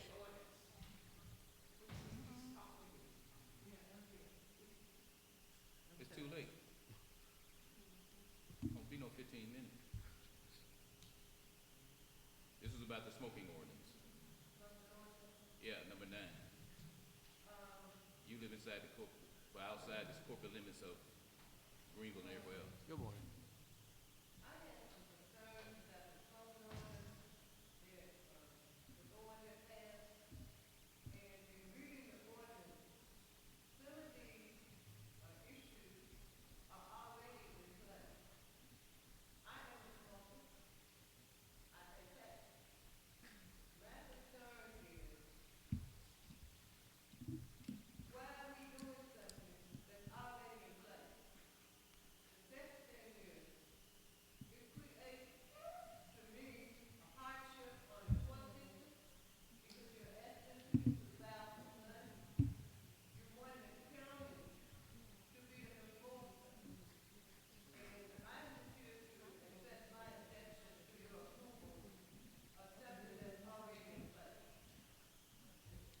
Okay. Thanks, here. Now, Ms. Hansel, outside in the county, do we currently have an ordinance on smoking horns? I don't know, I'm No. not aware. No, we don't. All right, anything else? All right, what's the pleasure of the board on this particular ordinance? So moved. First, you gotta Approved. close Got a the close? motion to close the, All right, we're gonna go ahead and close the public hearing, that's once. If there's no one else to speak to this particular matter on public hearing, that's twice. There's no one else to speak to the matter of a smoke ordinance prohibiting smoking in all workplaces and public facilities in Washington County that's outside of the incorporated areas. No one has stood, recognized Ms. Bernadine Holmes as being opposed to the ordinance. All right, we're spread on the minutes of motion, and spread across the minutes, the motion to approve, to close. to the close. public hearing. Give me a motion to close the public hearing. If I didn't know, why would I close? Second. I got a second. No, you call it 3 times. All right. I got a second for closing the public hearing. I can't close it yet. I got another public hearing item. I don't want to close it yet. I'm just closing this particular matter out. Right. I'm closing this particular matter out. I announced that particular matter 3 times. I'm finna move on to the next matter while we still having a hearing. I do have a question Go ahead. on the ordinance. What is the definition of public places versus private places? Ms. Turner? I have no idea. I'm not the architect of the ordinance. what's a public place and what's a private place? Because I think of public places, I'm thinking we talk about governmental buildings. So, I mean, that's what I think of a public place. No, anything other than that, like, just like this exempts the casinos, they're not considered as public places. Some kind of way they get the exemption from the state gaming commission. Not all, because there's a casino down in, on the coast is, smoke-free. No? But, so our attorney can't tell us what's a public place and what's a private. So, Well, my definition of public place is, any business that's made available to the public, thank you. okay? Yeah. That's my understanding, Good enough. all right? And what is considered a private place? A country club that allow limited to, that requires membership or something of okay. that sort. You answered my question. Is that what you want? Oh, no, I was just asking for another No. person. And well, I'm done with it. I sought to explain all that, and no one would listen. So Well, I understand, but some fight ain't the fight. sometimes you win, sometimes you can't. Yes, sir, I Okay. Now, we're still in a public hearing. This one here is for properties, such as say the uncleanliness as to constitute a menace to public health and safety. Yes, sir. We have, Mr. Freddie Hall, Reverend Freddie Hall, who is, in reference to 2577 Old Mill Road. Good morning.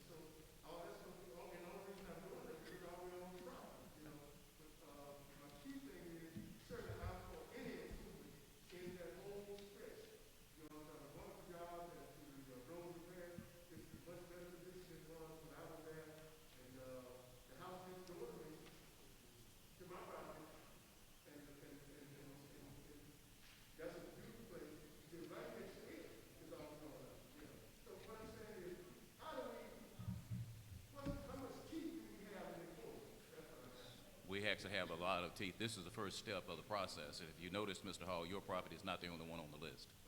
We are going down through there, and we have contacted property owners with overgrown property and debris-owned properties. So it's an effort to go ahead and get started. We got to start somewhere. And what we need from you this morning, what is it you need from us? Because I think you had a time limit to go ahead and start your work.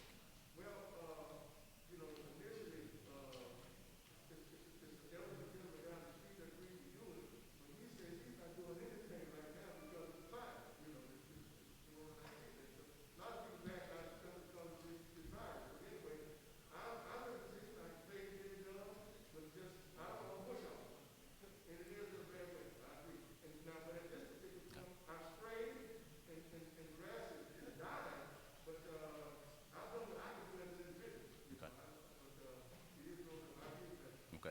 I don't have your letter in front of me, but we had a timeline on it. Are you asking this board to give you a 30-day extension, or what are you asking for?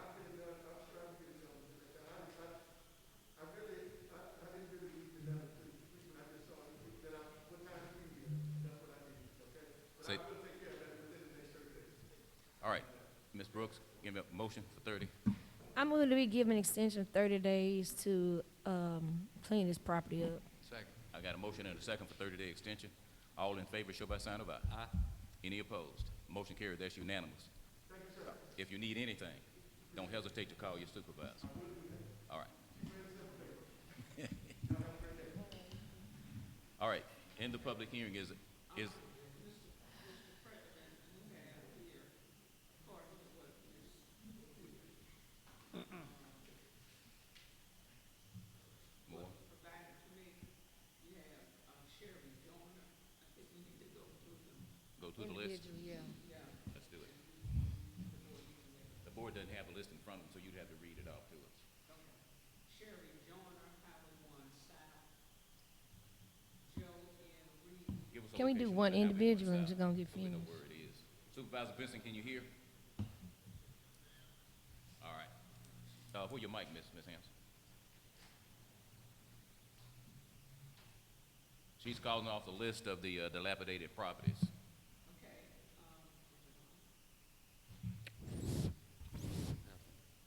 Testing, yeah.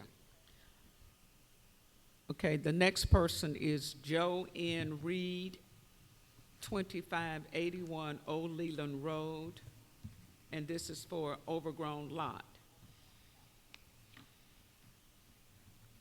Do I have to, there's no Mr. Reed here to speak to that, so we'll just proceed.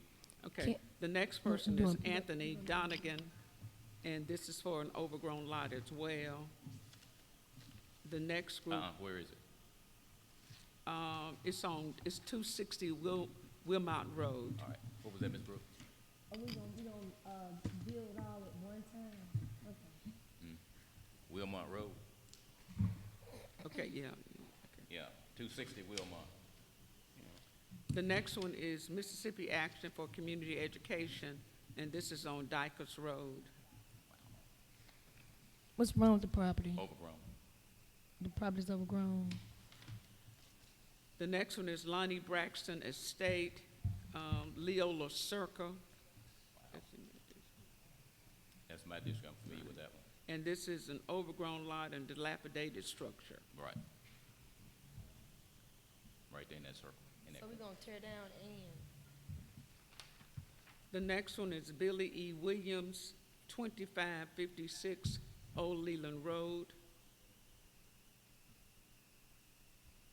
Now, I don't know if it's 2556, but that lot, one of those lots changed owners recently. But we'll work it out too. It hadn't changed on the rolls just yet, but that lot has been sold. But those people are trying to work something out.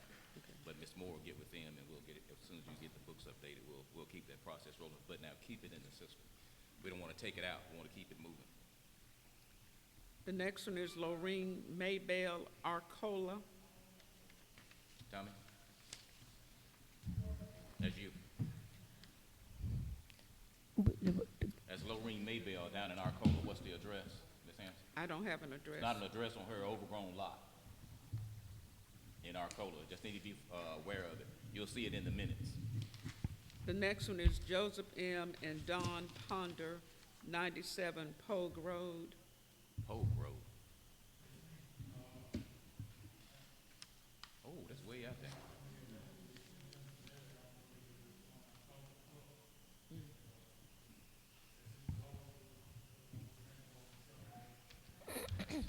Yeah. And that's all of them, Mr. President. How big is that property? Because it seems like it run all the way behind that house.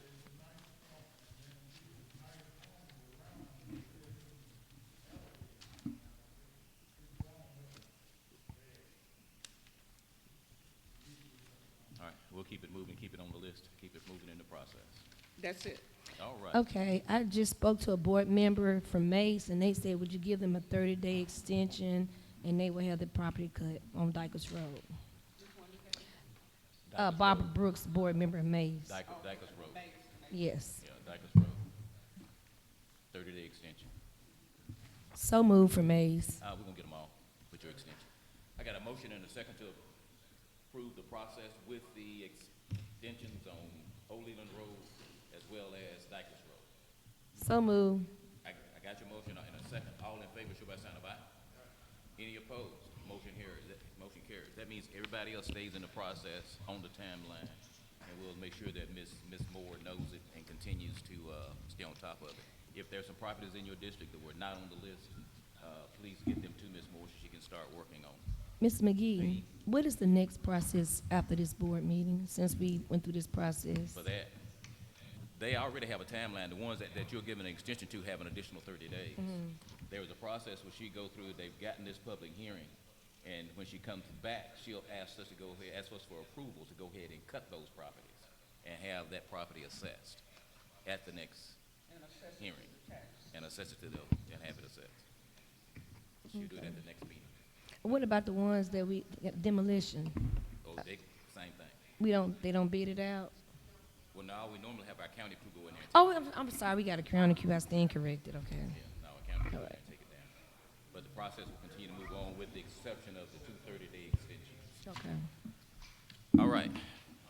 If that's it for the public hearing and there's no one else, did we miss anyone who may want to speak? That's once for the public hearing for properties in such a state of uncleanliness it constitutes a menace to the public safety and health.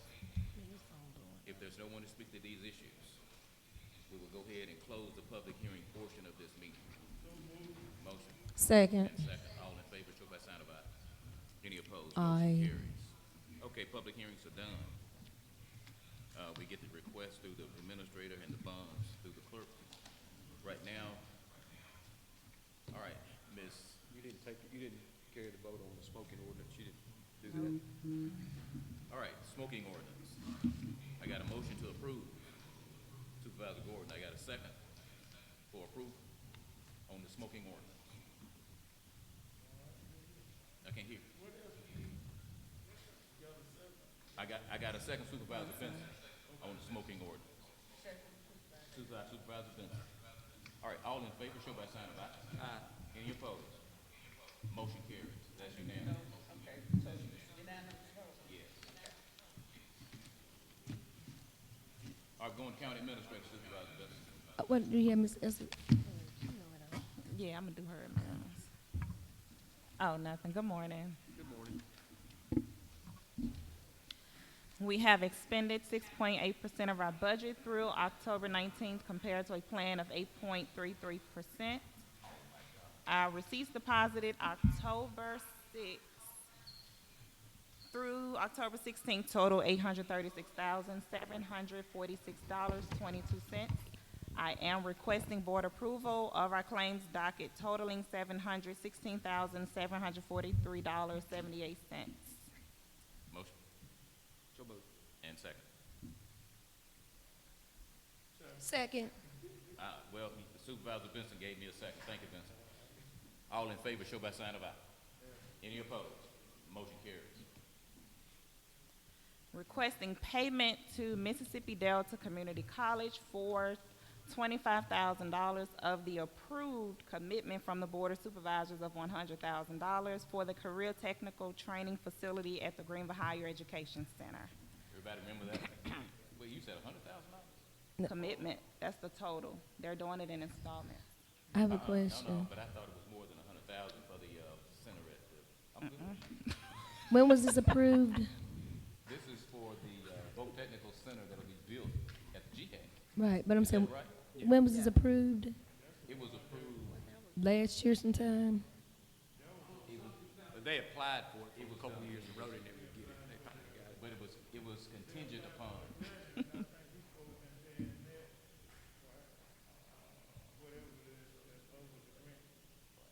They were getting the grant, and we supposed to then they got the grant, so they must have got the grant.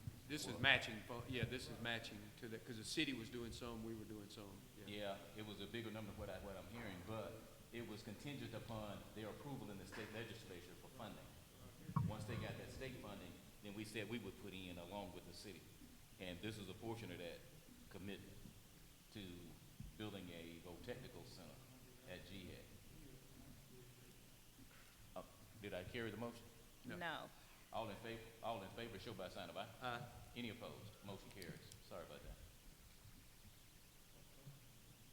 As Supervisor Benson, everybody said, everybody voted for it. Okay, now who made the motion? I did. Gordon made the Gordon motion. made the motion. Redmond second. He did, I thought that was the other. Huh? Who I think seconded that that? Mr. Benson second that motion. I can't hear you. Mr. Benson, did Mr. Benson? That was the motion prior to that one. Oh, the Redmond motion, seconded that I'm one. sorry, y'all moving so fast.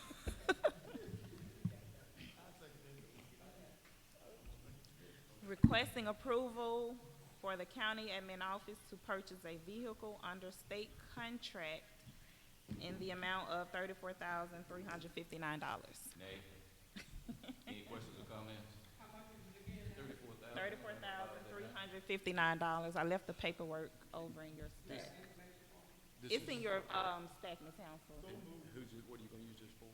That's for the admin, we don't have a truck right now, and we have election coming up. It has its election, moving equipment and everything. I made the motion, let's go. I got it. Say it again, Bill. This for the administration office of vehicle will give assistance during election time, moving the equipment around and other incidentals. 34,000 is the number. I've got a motion from who? Me. And a second from who? I second. Gordon. Redmond and Gordon. Motion is second. Anything else? Any other questions? All in favor, show by sign of aye. Aye. Any opposed? Motion carries. That's unanimous. Requesting approval to apply for the Emergency Medical Services Operating Fund grant for the fiscal year 2021. That's the EMSOF grant. Discussed last time. Yeah. So, I've got a motion from Supervisor Gordon and Redmond. Point information. Point of information. What's the amount we're asking for, replying The for? amount of the grant is in your No. paperwork. It is $31,121.32. Kind of small. That's very small. We need to go back and relocate. I mean, really, that's why I kept saying something to y'all about this. That is very, No, very this is small. what they're offering us. We have to apply for this. This is what they're offering us. This grant has been in place, oh my God, years, and this has been the same amount. Oh, for- this is totally different Yeah, grant. that's totally different. Oh, she told you on the 303. Oh, no, we got that. We got that. Yeah, we got that. I got a motion and a second. I made the Gordon, Gordon second. All in favor, show by sign of aye. aye. I heard aye from Benson and Gordon. That's unanimous. I also need approval for Guarantee Bank as the lowest financer for the garbage trucks for the road department. And I also need the signature of the board president on the lease. What was the rate on that? Theirs was 2.20, and the other Bancorp offered 2.23. So moved to accept the lowest. Bancorp. We got two, we got one here now. The other one should be in Yeah. a month. All right, I got a motion and a second. All in favor, show by sign of aye. Aye. Any opposed? Motion carries 100%. Benson, Gordon, Redmond, Brooks, McGee. I also have a request from Circuit Clerk to be reimbursed for some supplies purchased for the election from Walmart in the amount of $147.67. Motion. Second. I got a motion and a second. Motion from Redmond, second from Gordon. All in favor, show by sign of aye. Aye. Any opposed? Motion carries. That's unanimous as well. Also, she has gotten approval to hire 6 temporary workers, 6 to 8. I think she's needing more. I'm not requesting. She needs to hire an additional 6 to 8 people, and those funds can come from the grant that we have, that the circuit clerk, Ms. Parker, that the circuit clerk was involved in. Motion. Second. I got a motion and a second. Motion from Redmond, second from Gordon. All in favor, show by sign of aye. Aye. But I also have a comment. Any opposed? Motion carries. Comment. I just want to commend Ms. Esther's on her application, the grant we received. I mean, when I looked around, I saw what everybody else got. They got whatever got. What they got? 30,000 or whatever. We got 300. And we got 303. It just brought so much pride to me because, I mean, all the other counties, not saying they didn't need it, but I commend you, Miss Esters, on doing the application. $303,000 gonna confirm that we should have a very safe election. All right. I'm Carter? done.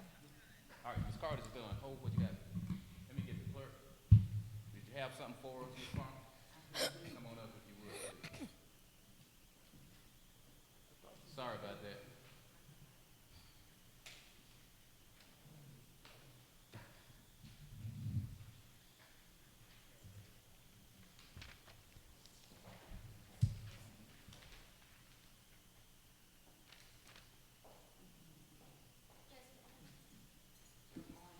Morning.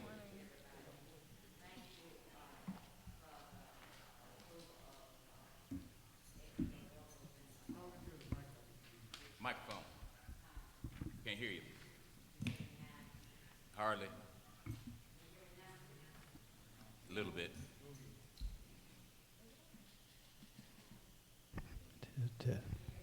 Yeah. You got it, Vincent? Come on.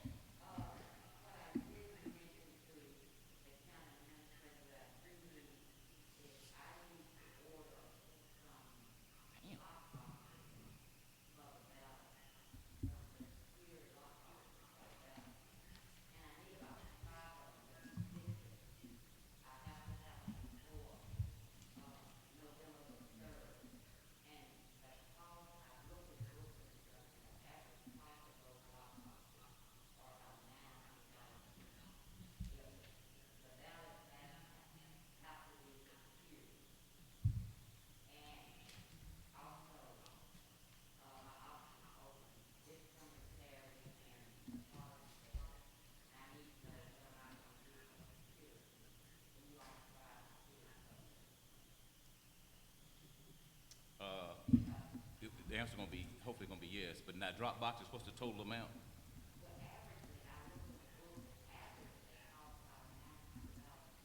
Give me a total. 4,500, what you're asking for? How many you need altogether? I mean, how many all lock boxes you need altogether? Okay, one. Okay, I got you. That's fine. 4,500 total? So move. Are you talking security as well? You said something about security now. How many hours?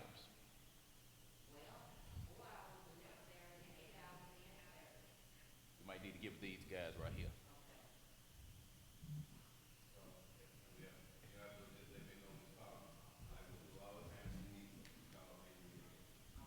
So,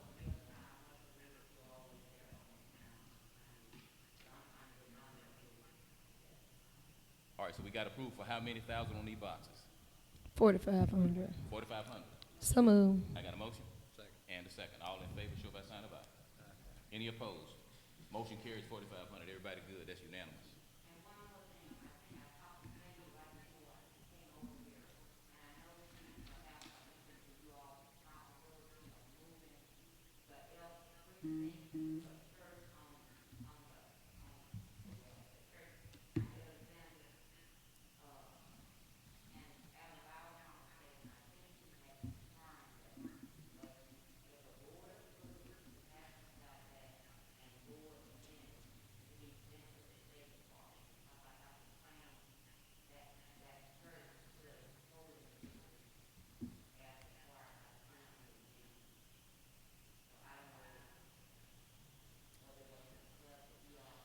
Yeah, it came up earlier, Mr. Attorney, on the relocation of precinct.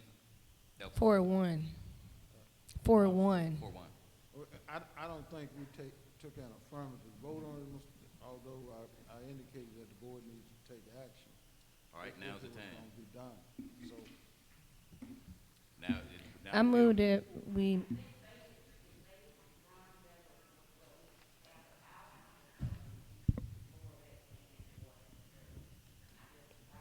we can't tell what you're saying. Can't tell what you're saying. I think so, but speak into the mic if you would. I don't think it's working. No. Mic's on.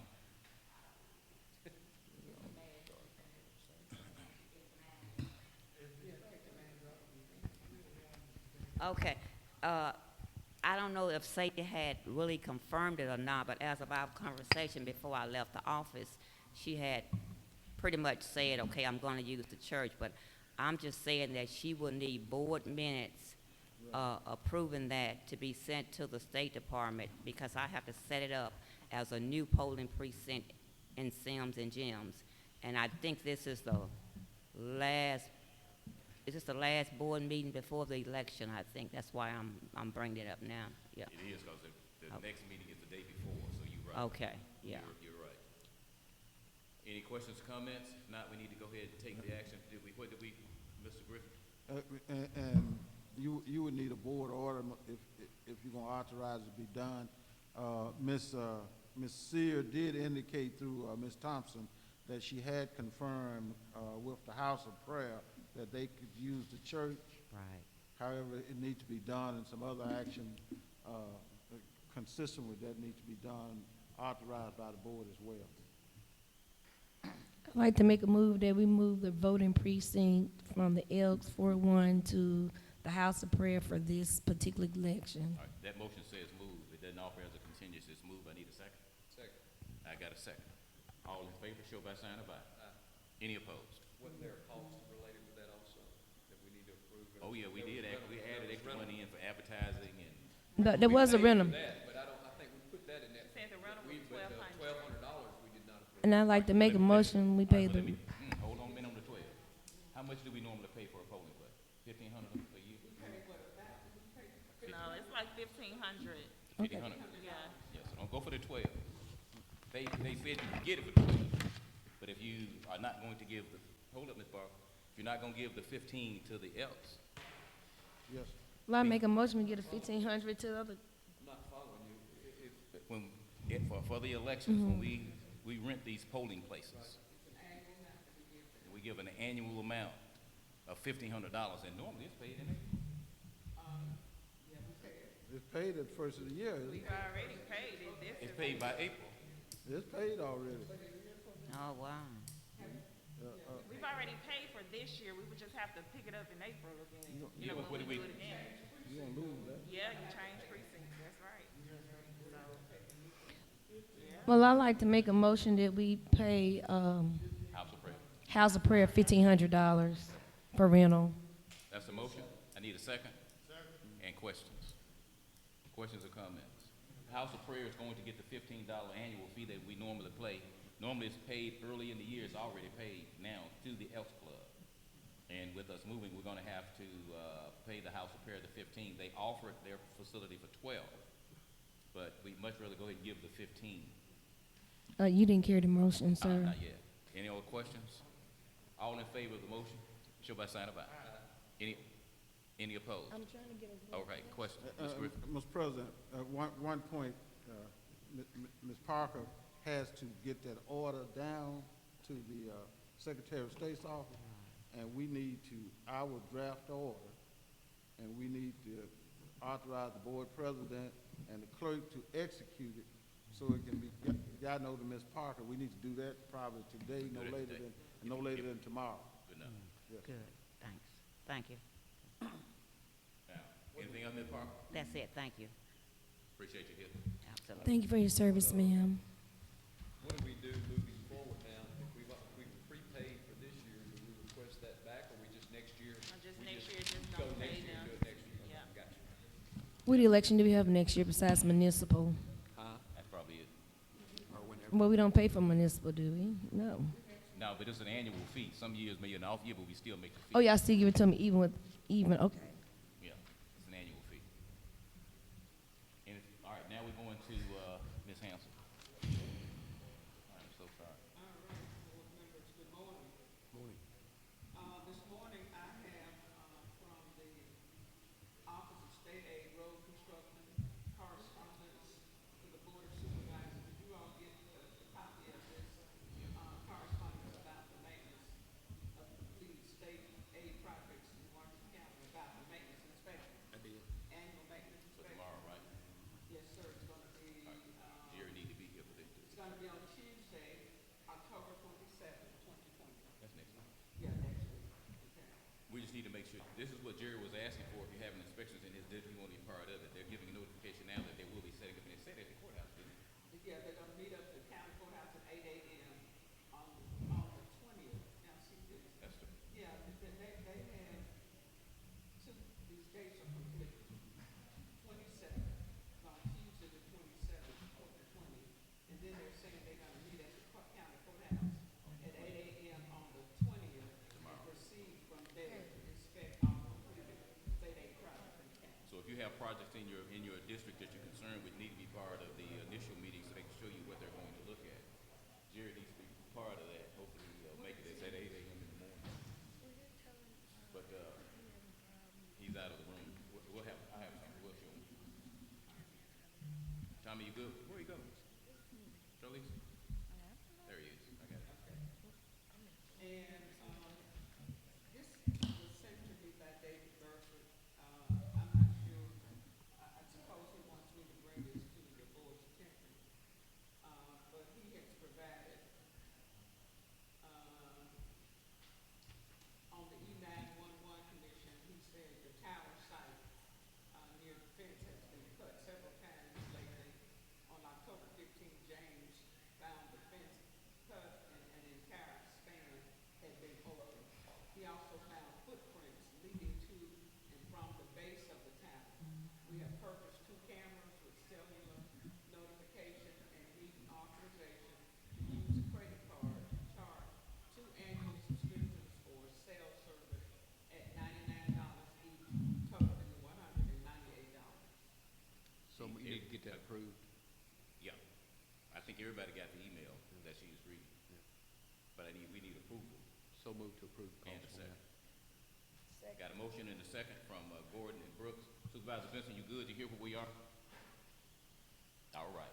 All in favor of the motion, show by sign of aye. That's everybody. That's unanimous. Show Supervisor Redmond out of the room. Okay. And then, he also has provided, a designation applicant agent for public assistance. This is a, state local agreement form from FEMA. This is for COVID-19 public assistance. And we need the board president to sign, this designation applicant agent form. So move. Second. And a second. All in favor, show by sign of aye. Aye. Any opposed? That's Benson, Brooks, Gordon, McGee, Redmond out of the room.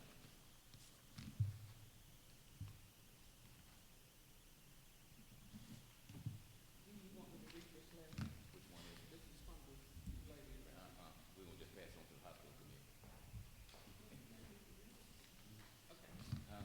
That's all, this is all that I have to bring before the board this morning. Okey dokey. That was something else. He got that. Okay, that's it for Ms. Hampson? That, Good morning, board. Steve? Good morning.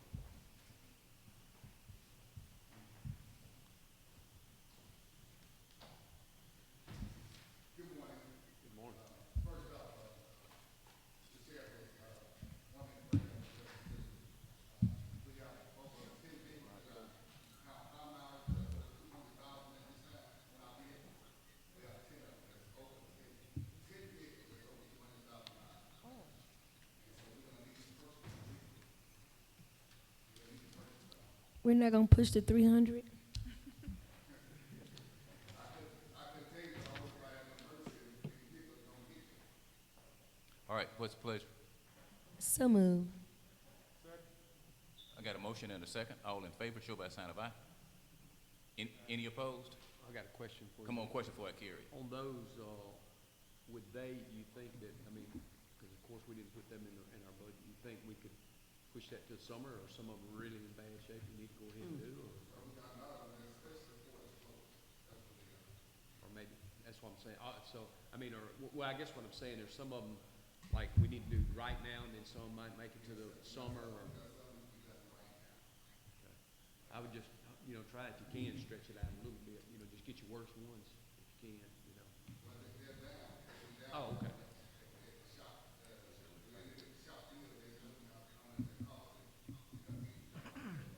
How How long it take y'all to put 200,000 miles on one, 2 or 3 years?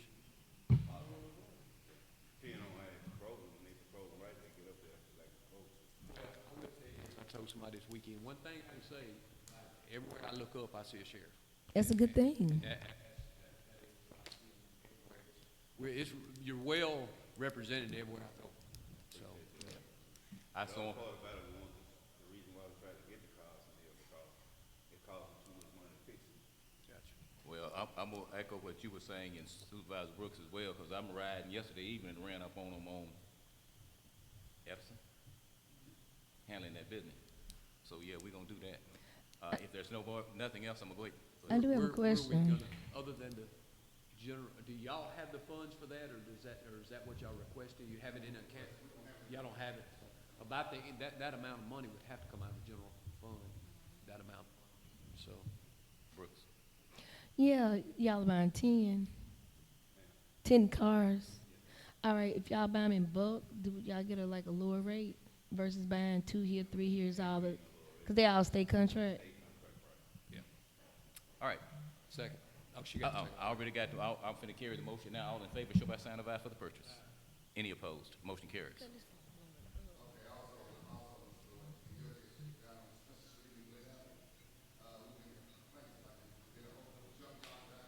Damn. Junkyard. No.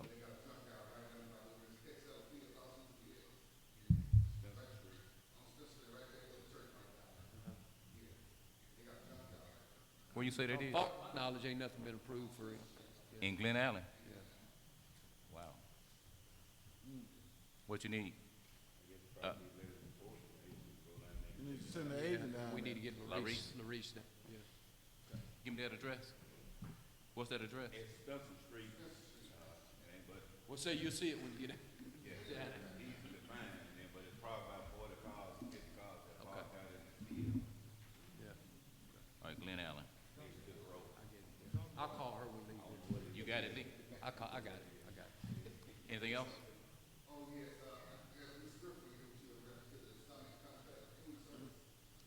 Yes, on the list. I got a copy. Did I give it to you? Got that copy. Yeah.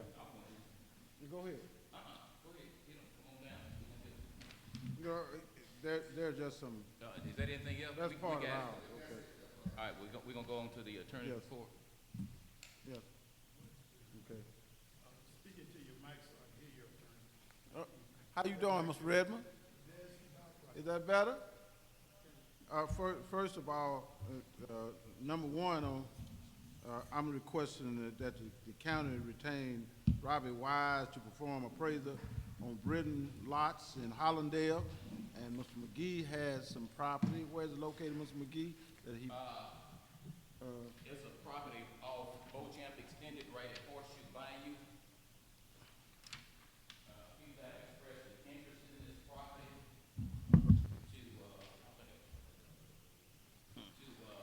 that's your district. okay. In this property you might go see.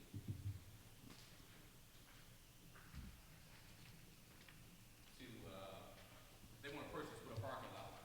Right now, nothing happens. Now, when you see that photo, somebody obviously farmed that section illegally, but, which is not an issue.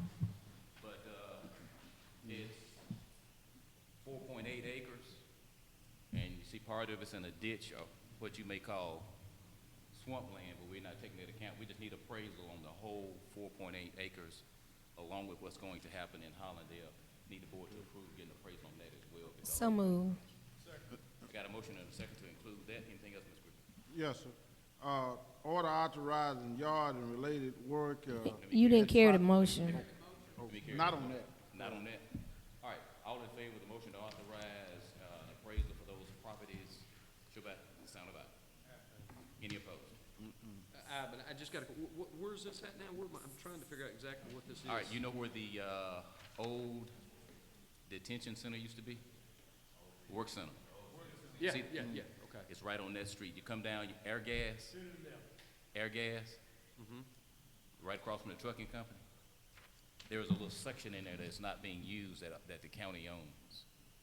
You own that, plus there's another property the other side of what used to be the shipping company. But this property. Oh, I know where it's at now, yeah. Right there at Horseshoe Bayou, where it comes into Bochamp. Right there at Horseshoe Bayou, where it comes into Bochamp. Okay, yeah, that's coming out of Metcalf, okay, I got you Yeah. now, yeah, all right. Yeah, And they're wanting to purchase, or they want to purchase what part the of it? 4.4 acres. Well, they may want a section, but it doesn't do us any good to sell the front piece and keep the back piece. What about the building? That's not ours. Okay.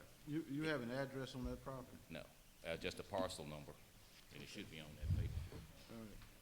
No, exactly. And that 10-acre building right there, years ago, I think the Motorcycle county was owned it, but kid. I don't know what happened to it. Some kind of way it transferred Gotcha. way back in the day. All right, so that's the motion. Motion did carry. Yes, sir. The next one, I circulated a proposed, Yeah, yeah, Yes. unanimous. I circulated a proposed order authorizing the cleanup around fire departments and to improve the roads and entryways to them. There's a statute on that, members of the board, that says the county has authority to do that statutorily because they are part of the county, and you don't need an agreement. You just need to spread it annually in your minutes. An order authorizing it to be done, and the road department, as well as building and grounds, can perform those services. So moved. Second. Got a motion and a second. Tell me, he's gone. He's not here, but okay. I've got a motion and a second. And I asked All in that- favor, show by sign of aye. Yes. Any And I- opposed? Motion carries. Show Supervisor Benson out of the room. Yeah, I asked that a copy be delivered to the road department and to buildings and grounds, as well as to each volunteer fire department. Appreciate it. Once that is done. That's not in the municipality. Yeah. Right, just to volunteer, yes. That's not in the municipality. Well, it says county. So Leland Yours can be is a- included. We, if you want us to look at Leland as a volunteer fire department, But they correct? still maintain their own, just like Macon But does. they, I'm just asking. I think the city of Leland maintains. We their do, buildings but we and may grounds. need assistance. I'm trying to find out if they ever need some. I can let them know. Yes, ma'am, you can look at it. Okay, thank you kindly. Yes, ma'am. Item number 3, do you want to postpone item number 3 or what? You looking at the list? I gave you my list. Hold it up, let me see it. It's just, how you go about, repairing streets Go ahead, in go. any Okay. municipality for that matter. There's a statute govern, the process of repairing streets in municipalities. And the statute is Mississippi Code annotated section 65-7-83.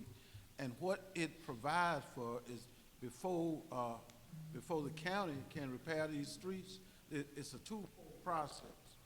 One, for instance, talk about concurrent jurisdiction.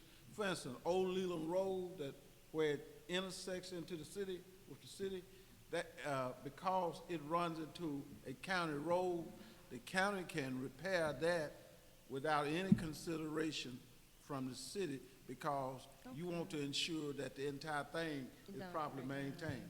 The same it would be true of, say, Reed Road, and there are some other similar ones, okay? However, other streets that do not intersect with county roads, you have to have an absolute agreement. And what I would recommend before you undertake, because there has to be an agreement executed by both sides and entered into the minutes. That's true of all municipalities.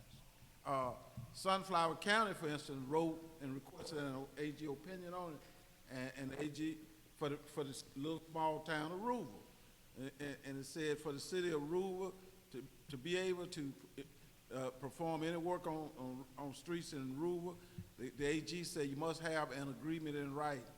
What I would propose that we enter into negotiation with all of them, and some of them do not have, for instance, engineering service. As far as I know, the only one that does may be Hollandale. Leland has his own engineering department. Is that right, Ms. Brooks? He's just a Leelander. He's kind, but not officially. Okay. And certainly Greenville has its own engineering department. I would recommend that we negotiate with them for the purpose of trying to work this out before we talk about doing industry, because it's mandated by law that you have in place an agreement to do so. And then, and only then, can a municipality spread an order on his minutes requesting that you perform some work for it. And what it does is prevent you from having to deal with individual members of the board of aldermen for these municipalities, city councilmen like in the city of Greenville and so forth and so on. But you gotta have an order, an agreement spread on your minutes. And the statute also says that the services you can provide would generally be equipment, allowing the use of your equipment, and labor. The material is supposed to come from the municipalities, as well as professional services such as engineering services, if and all possible, okay? And I would recommend that we look at that and we negotiate and try to work out these agreements before we undertake to try to continue to do all these streets. Because just as sure as one member of Alderman come in here, another one will. I do have a question. So to go into that, that agreement, should a request come from municipality first? Yes. Making the request? Yes, absolutely. Jerry? Once you get the agreement in place, they have to spread on their minutes. And like for instance, I represent, in Bolivar County they do that. I represent, for instance, the city of Shaw and Noble. And before they can request anything from the Board of Supervisors of Bolivar County, they have to spread on their minutes what the request is, and the mayor then take it to the board. And they don't, that doesn't mean that the Board of Supervisors will do it, but before the Board of Supervisors may do it, okay, that it has to be, it has to come It from makes a lot of the sense. municipality and spread on the minutes of the Board of Supervisors. All right, so I'm asking these questions because I know Leland is gonna need some assistance with that bridge that's out. It's in a residential area, and it's really gonna affect when school starts back. Kids, you know, we just wanna make sure it's safe, and so I just reach out to the mayor to make a request. But to go before to you reach interlocal. out, we gotta get this agreement in place. No, I'm just saying in general, I just know he's called me numerous times about it, Yes, about assistance with the bridge. Do we do all bridges anyway? sir? Do we do all bridges anyway? Is that All part of our bridges- 284? A road is no different from a bridge. Well, It's going into an interlocal agreement. if it's on a city street, my understanding is the county has been doing them, is that right? Yeah. But you need an agreement in place if it's solely on a city street. Okay, now I think your point's well taken. The county will do those bridges, use its bridge crew to do them, and has been doing them, but you really need an agreement in place. Well, that's why I was just trying to identify which way they Right. need to go so I can advise the mayor. Right, if the request is made by the city, it comes to this board, is that right? Well, it should be part of our bridge inspection. Right. It should be part of our bridge inspection. And if it's in that kind of a state of disrepair, that the mayor has to speak up. No, I said I will inform the mayor and go from there. Make sure the engineers check it. We Right, got to do this. and put it in their minutes, record it in their minutes. Okay, And what I'll do is I'll undertake to do an agreement, because you gotta do a separate one with each municipality. okay, good deal. Thank you. In case they didn't give it to you, Yes, sir. last year, Hollandale put it on their minutes. Hollandale sent us a letter. We ready for assistance to a street or so in Hollandale, and they will reimburse us. That's what they did, and they got it in the minutes. And we approved it, and I'm ready for to get it done now. Thank you. I'm surprised it ain't done. I'm too, but that's all right. Yeah. Get it done now. We need to identify what's the problem. We will. That should have been done. We When we just discussed need something in authority. here, I can distinctly remember we're heading to Hollandale after they did, Yes. but we'll find out. What we need the authority to do is to prepare a proposed Interlocal agreement. and so that we can circulate it to all these municipalities, so that they can know. We have it. Right. Mr. Griffin, also, when we do those interlocal agreement, can we have something set up where it's not called up on per project, but in Yeah. general? It's a general agreement. Okay, good. Actually, it's not an interlocal agreement. The statute says you don't need an interlocal agreement, but you need an agreement spread on the minutes of each municipality as well as the Board of Supervisors. Well, I think that's ideal. If you can get them up, I can assist you in getting them. I know to Leland and any other municipality you may help with. All right, show Supervisor Benson back. We did carry that motion, right? Second. We did. Let's go. So move. No, that was no motion yet. Got a motion, Supervisor Brooks, To create the agreement. on the agreement, and a second, Supervisor Redmond. Go ahead and produce the interlocal agreement. Yes, sir. All in favor, show by sign of aye. Any opposed? Motion carried. That's unanimous, Supervisor Benson. Mr. President, we have a canteen agreement as well as the summit agreement for the sheriff department. Right. And I recommend the approval of both of those. Everybody's aware of that? What's that? The cantina agreement Canteen agreement. and plus the summit food agreement. Oh, okay. I'm sorry, what is the cantina agreement? I'm not familiar. The canteen agreement is, Commissary agreement. yeah, right. Explain exactly what that canteen agreement. Canteen agreement with Qualcomm. Can you hear that, Benson? Speak up. The canteen agreement with Qualcomm, and they do our canteen. It used to be Brothers Commissary, and then they changed the name of it to Qualcomm. Oh, just talking about food.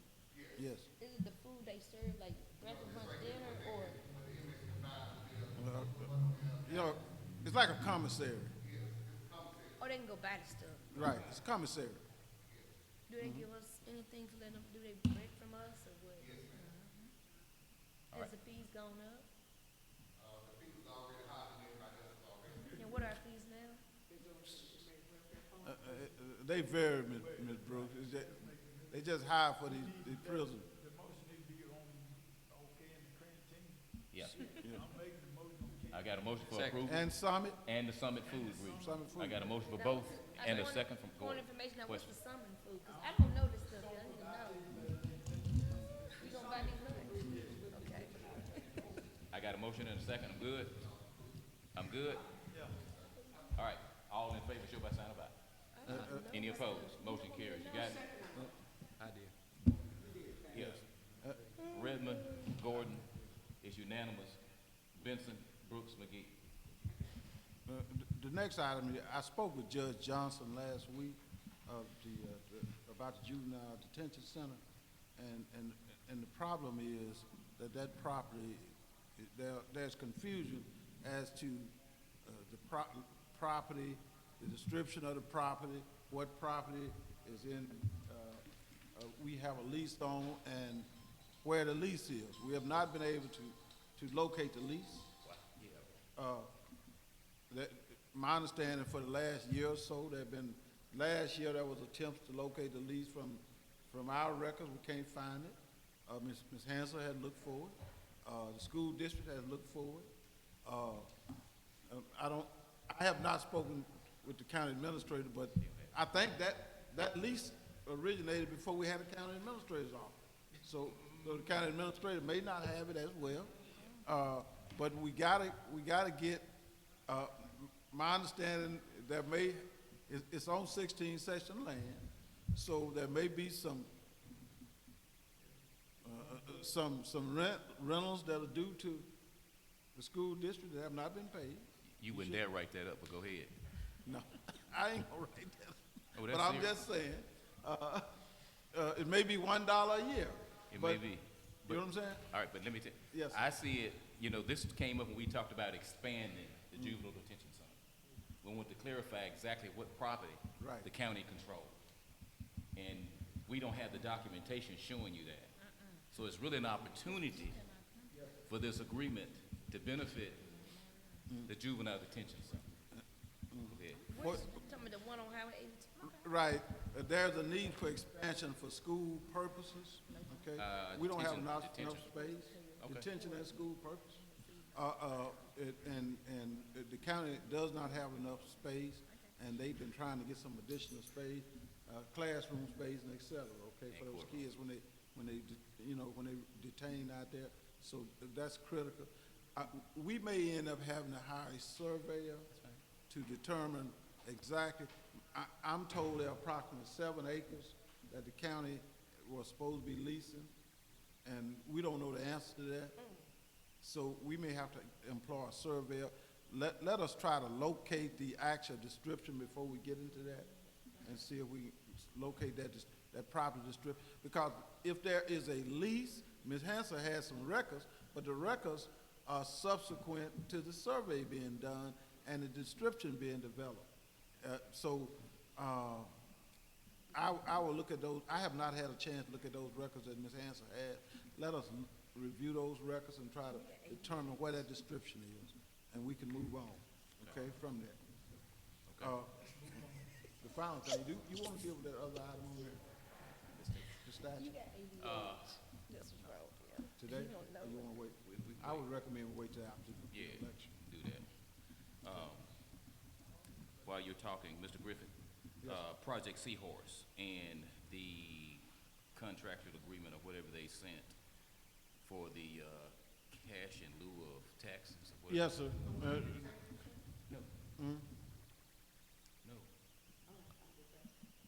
yeah, we have not finalized that, but at the next meeting, I'll have that ready to go. It's time sensitive. It has a deadline. Okay. November or something. Uh, Early on. Right, we'll have that by, we back on November. Third. You can Second, go ahead, they you said second. can go ahead and approve it today, and Until you thoroughly review it. I thoroughly reviewed the contract once before, and there was just I thought the board members had some concerns, some were apprehensive about the length of the abatement period, but Ms. Brooks raised concerns about the abatement period. But I think in light of the fact that we've been doing this, we need to go ahead and get that done. We can do that right now and authorize the board president to sign them. Everybody good? No, what are you talking about? No, you're right. Let's do it next meeting. Okay. I'm gonna get everybody a copy of it. Yeah, okay. Let me get everybody a copy of it so you can review it. It's the agreement in your district, Yes. Supervisor Gordon, where they, this project, the cellular project, wanted to give cash in lieu of taxes, Oh, all right, okay. which is now- just separate. No, I remember what you're but he you need to read this. Yeah, that was on the leasing of land, or this is on the construction of the. All that. The Ms. solar, Carter. the solar. Ms. Solar, Carter, yeah. can you Yes. shoot them I remember. a copy Of what? of the contractual agreement with For Project the Seahorse? solar system, Oh, yeah, no solar property. Shoot everybody a copy of that contract, because we need to resolve this at the next meeting. I mean, what, you know what I'm talking about? Email a copy of it.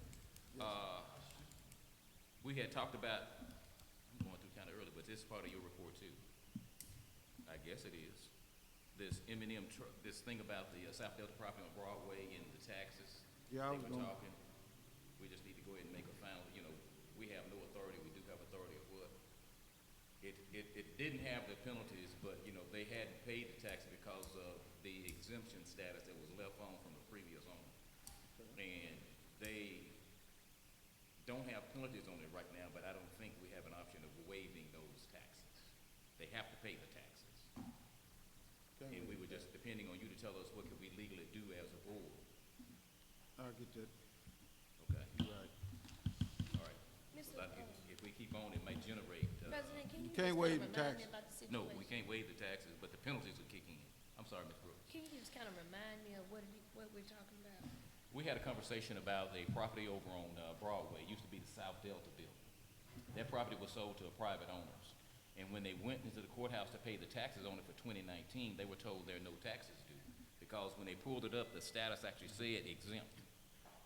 South Delta had received an exemption because of who they are, what they do, or something like that from a previous board.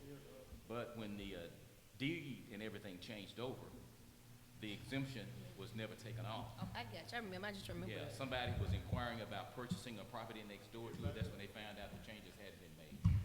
And these people say, well, they're claiming a hardship because of COVID and their tenants have dropped off and their ability to collect rent, but we can't waive that. I agree. Go to something that we got Jerry say shut up. You good? All right, we're gonna wrap it up real quick then. I'm gonna shut it off where it is. Okay. You good? Yes, sir. We're on number 4. We good with that. Employees working on election day, we already said they can't. Explain Right. it again, 'cause What we can do, Mr. President, we got some real serious issues with that because we can't find replacements. And they have been doing it in the past. I recommend we go through this cycle and then we revisit that for the next upcoming election in the future. I'm Can I sorry. speak Sure. to that matter? Yes, ma'am. Okay. From our auditor, I did ask because I was concerned about the payroll for the employees, and he said, and I have it through email, he said that there is no problem with county workers working. He said that it cannot go on payroll because they're not operating in their day-to-day job capacity. He said that they will have to be treated as a 1099 employee. By who? The county? Hmm?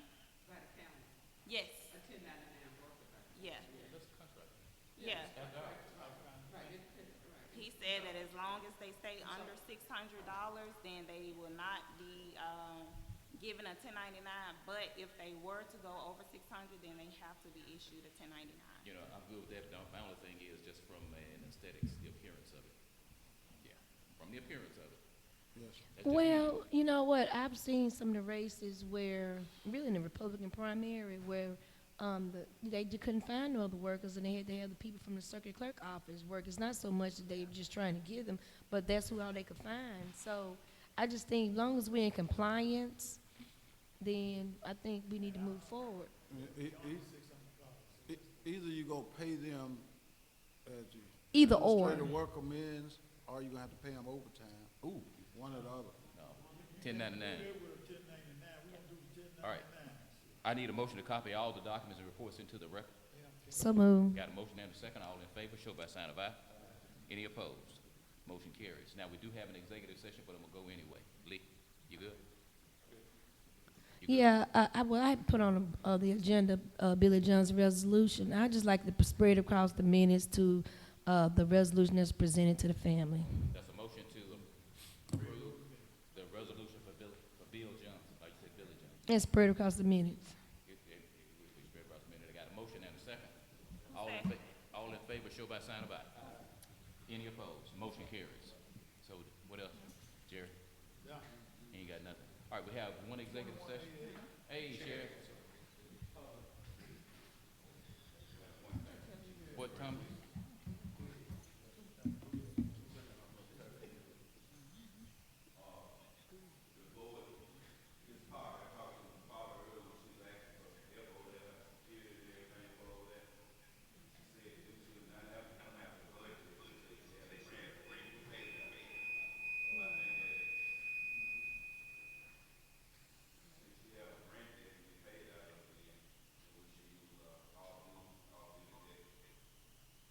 Yeah.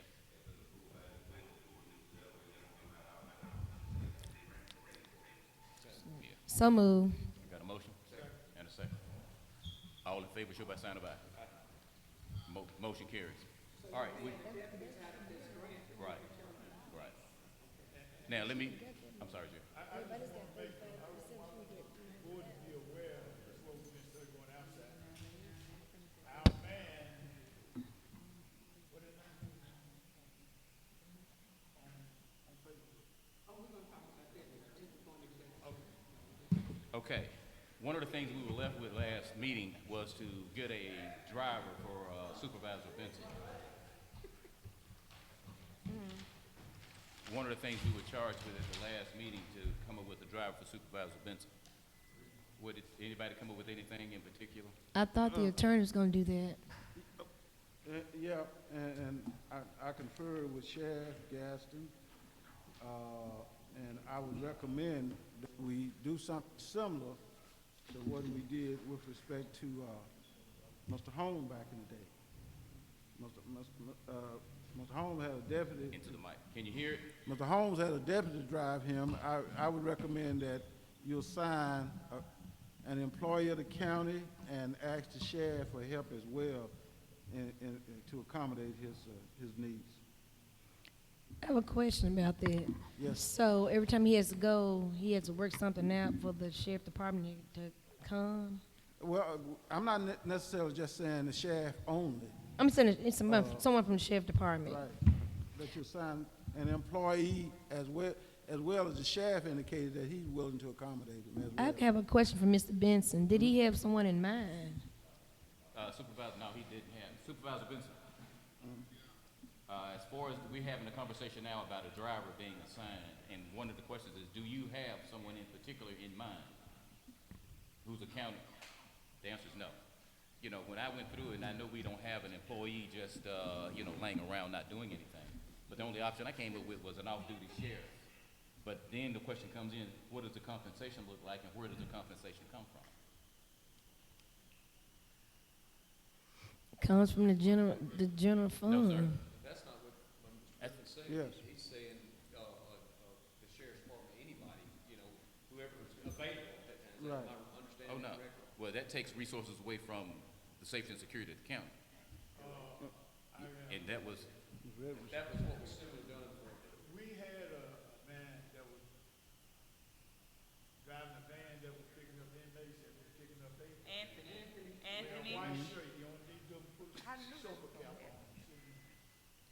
But you're saying that's legit, you can do that. Yeah, right, you can do that. And you're He's not, already and you're not putting somebody on payroll. That's correct. Yeah.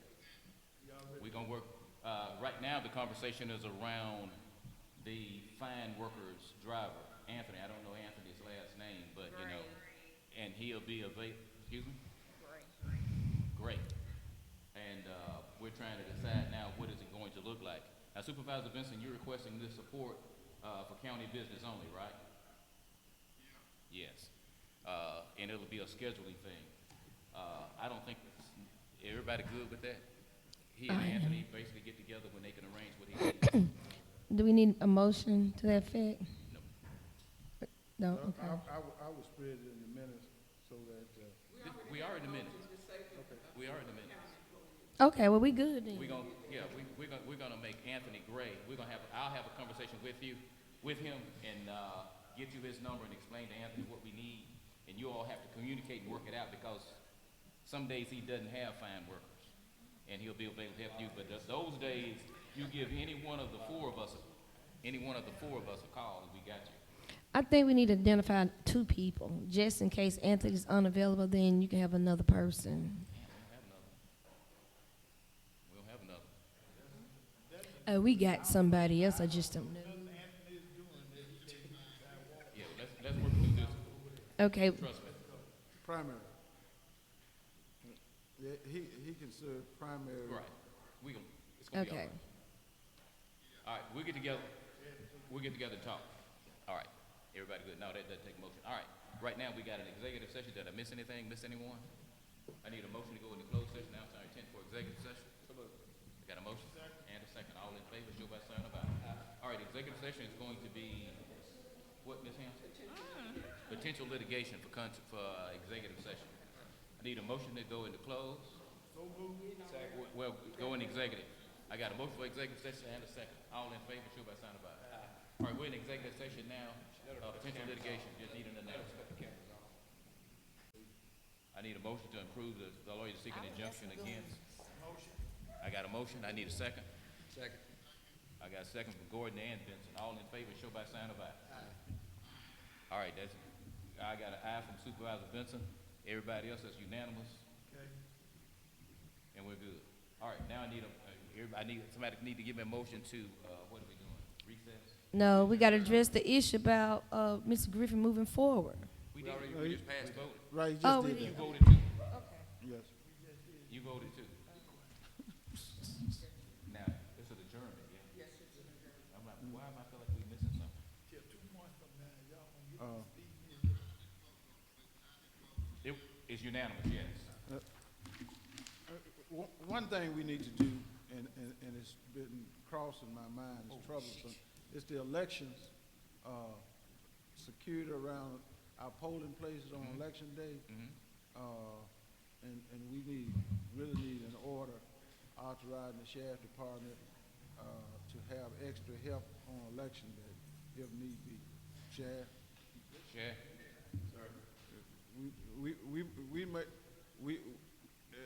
Elections could get out of hand in terms of security. The bailiff ain't gonna be able to manage. Well, we spoke So- about this, I guess, a couple of board meetings ago. Yes. Come up and asked about there, saying that we need to, on some of these precincts in here, that we need our presence. Oh, supervisors too, but some of us need to be careful. Actually, just being there, that's illegal. That's maybe a form of intimidation. But I think y'all should be somewhere if they're called on. But just being there, there may be a form of intimidation for certain people. Not to just sit there, I mean, Or just be in the vicinity. I know how to handle, that situation, that we're not there for to intimidate nobody, but. Right, I understand that. Yes. My problem looking at more than not being intimidating people, is that the people that's in the line can be intimidated by others. Yeah. Griff? I'm sorry. No, you just want them to put it on there. They're asking me for to make sure that we have business presence. Yes. In the areas, well, Now, I agree. I think we will need some assistance because I'm just thinking about the things I've been hearing about certain people coming into rural communities trying to intimidate people. I think your presence need to be seen, but just not sitting there, but just kind of monitoring. Because I'm even thinking about the situation dealing with the guy, him, but also on a national level of things that have been put out. Because actually something was sent to a friend of mine that's a Republican, and it was, something talking about going into rural communities and blah, blah, blah. Really trying to intimidate black voters. we're gonna make contact with the Attorney General, Secretary of State, and everybody else, even the federal level, and see what they have in plan. Okay. We'll do that before the election day, so everybody know what they have in plan, because they're supposed to be sending people out anyway. Okay. So we're gonna make sure that we have a contact person that we can talk to on the state and federal level. Ms. Griffin, you have a letter that I gave you. It's from the Right, Mississippi State Department from of FEMA, Emergency. MEMA. Yeah, and it is time sensitive to some point. I don't know what the date is. I can't remember. And But they it's something you said, want to review now. Can you what I hold do it to with- the next meeting? here it is, There it is. yes. What you want to do? Well, in actuality, this letter, they say we have missed those deadlines, so to interpose an objection to the plan they implemented. So really, we can wait if you want to. All right, so you, Yeah, we can wait till the next. all right, then wait till the next meeting so we can kind of get fully up to speed and know what we got to do so we can respond. It's just our flood, our flood plan. Yeah, it has to do with that meeting happened last week, the hot night. I got a motion to adjourn till the 2nd of November. I need a second. Where you going? I need a second. It's too far.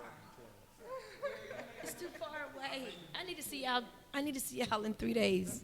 Second. Ms. Brooks, I put her down Supervisor anyway. Brooks. All in favor, show by sign of aye.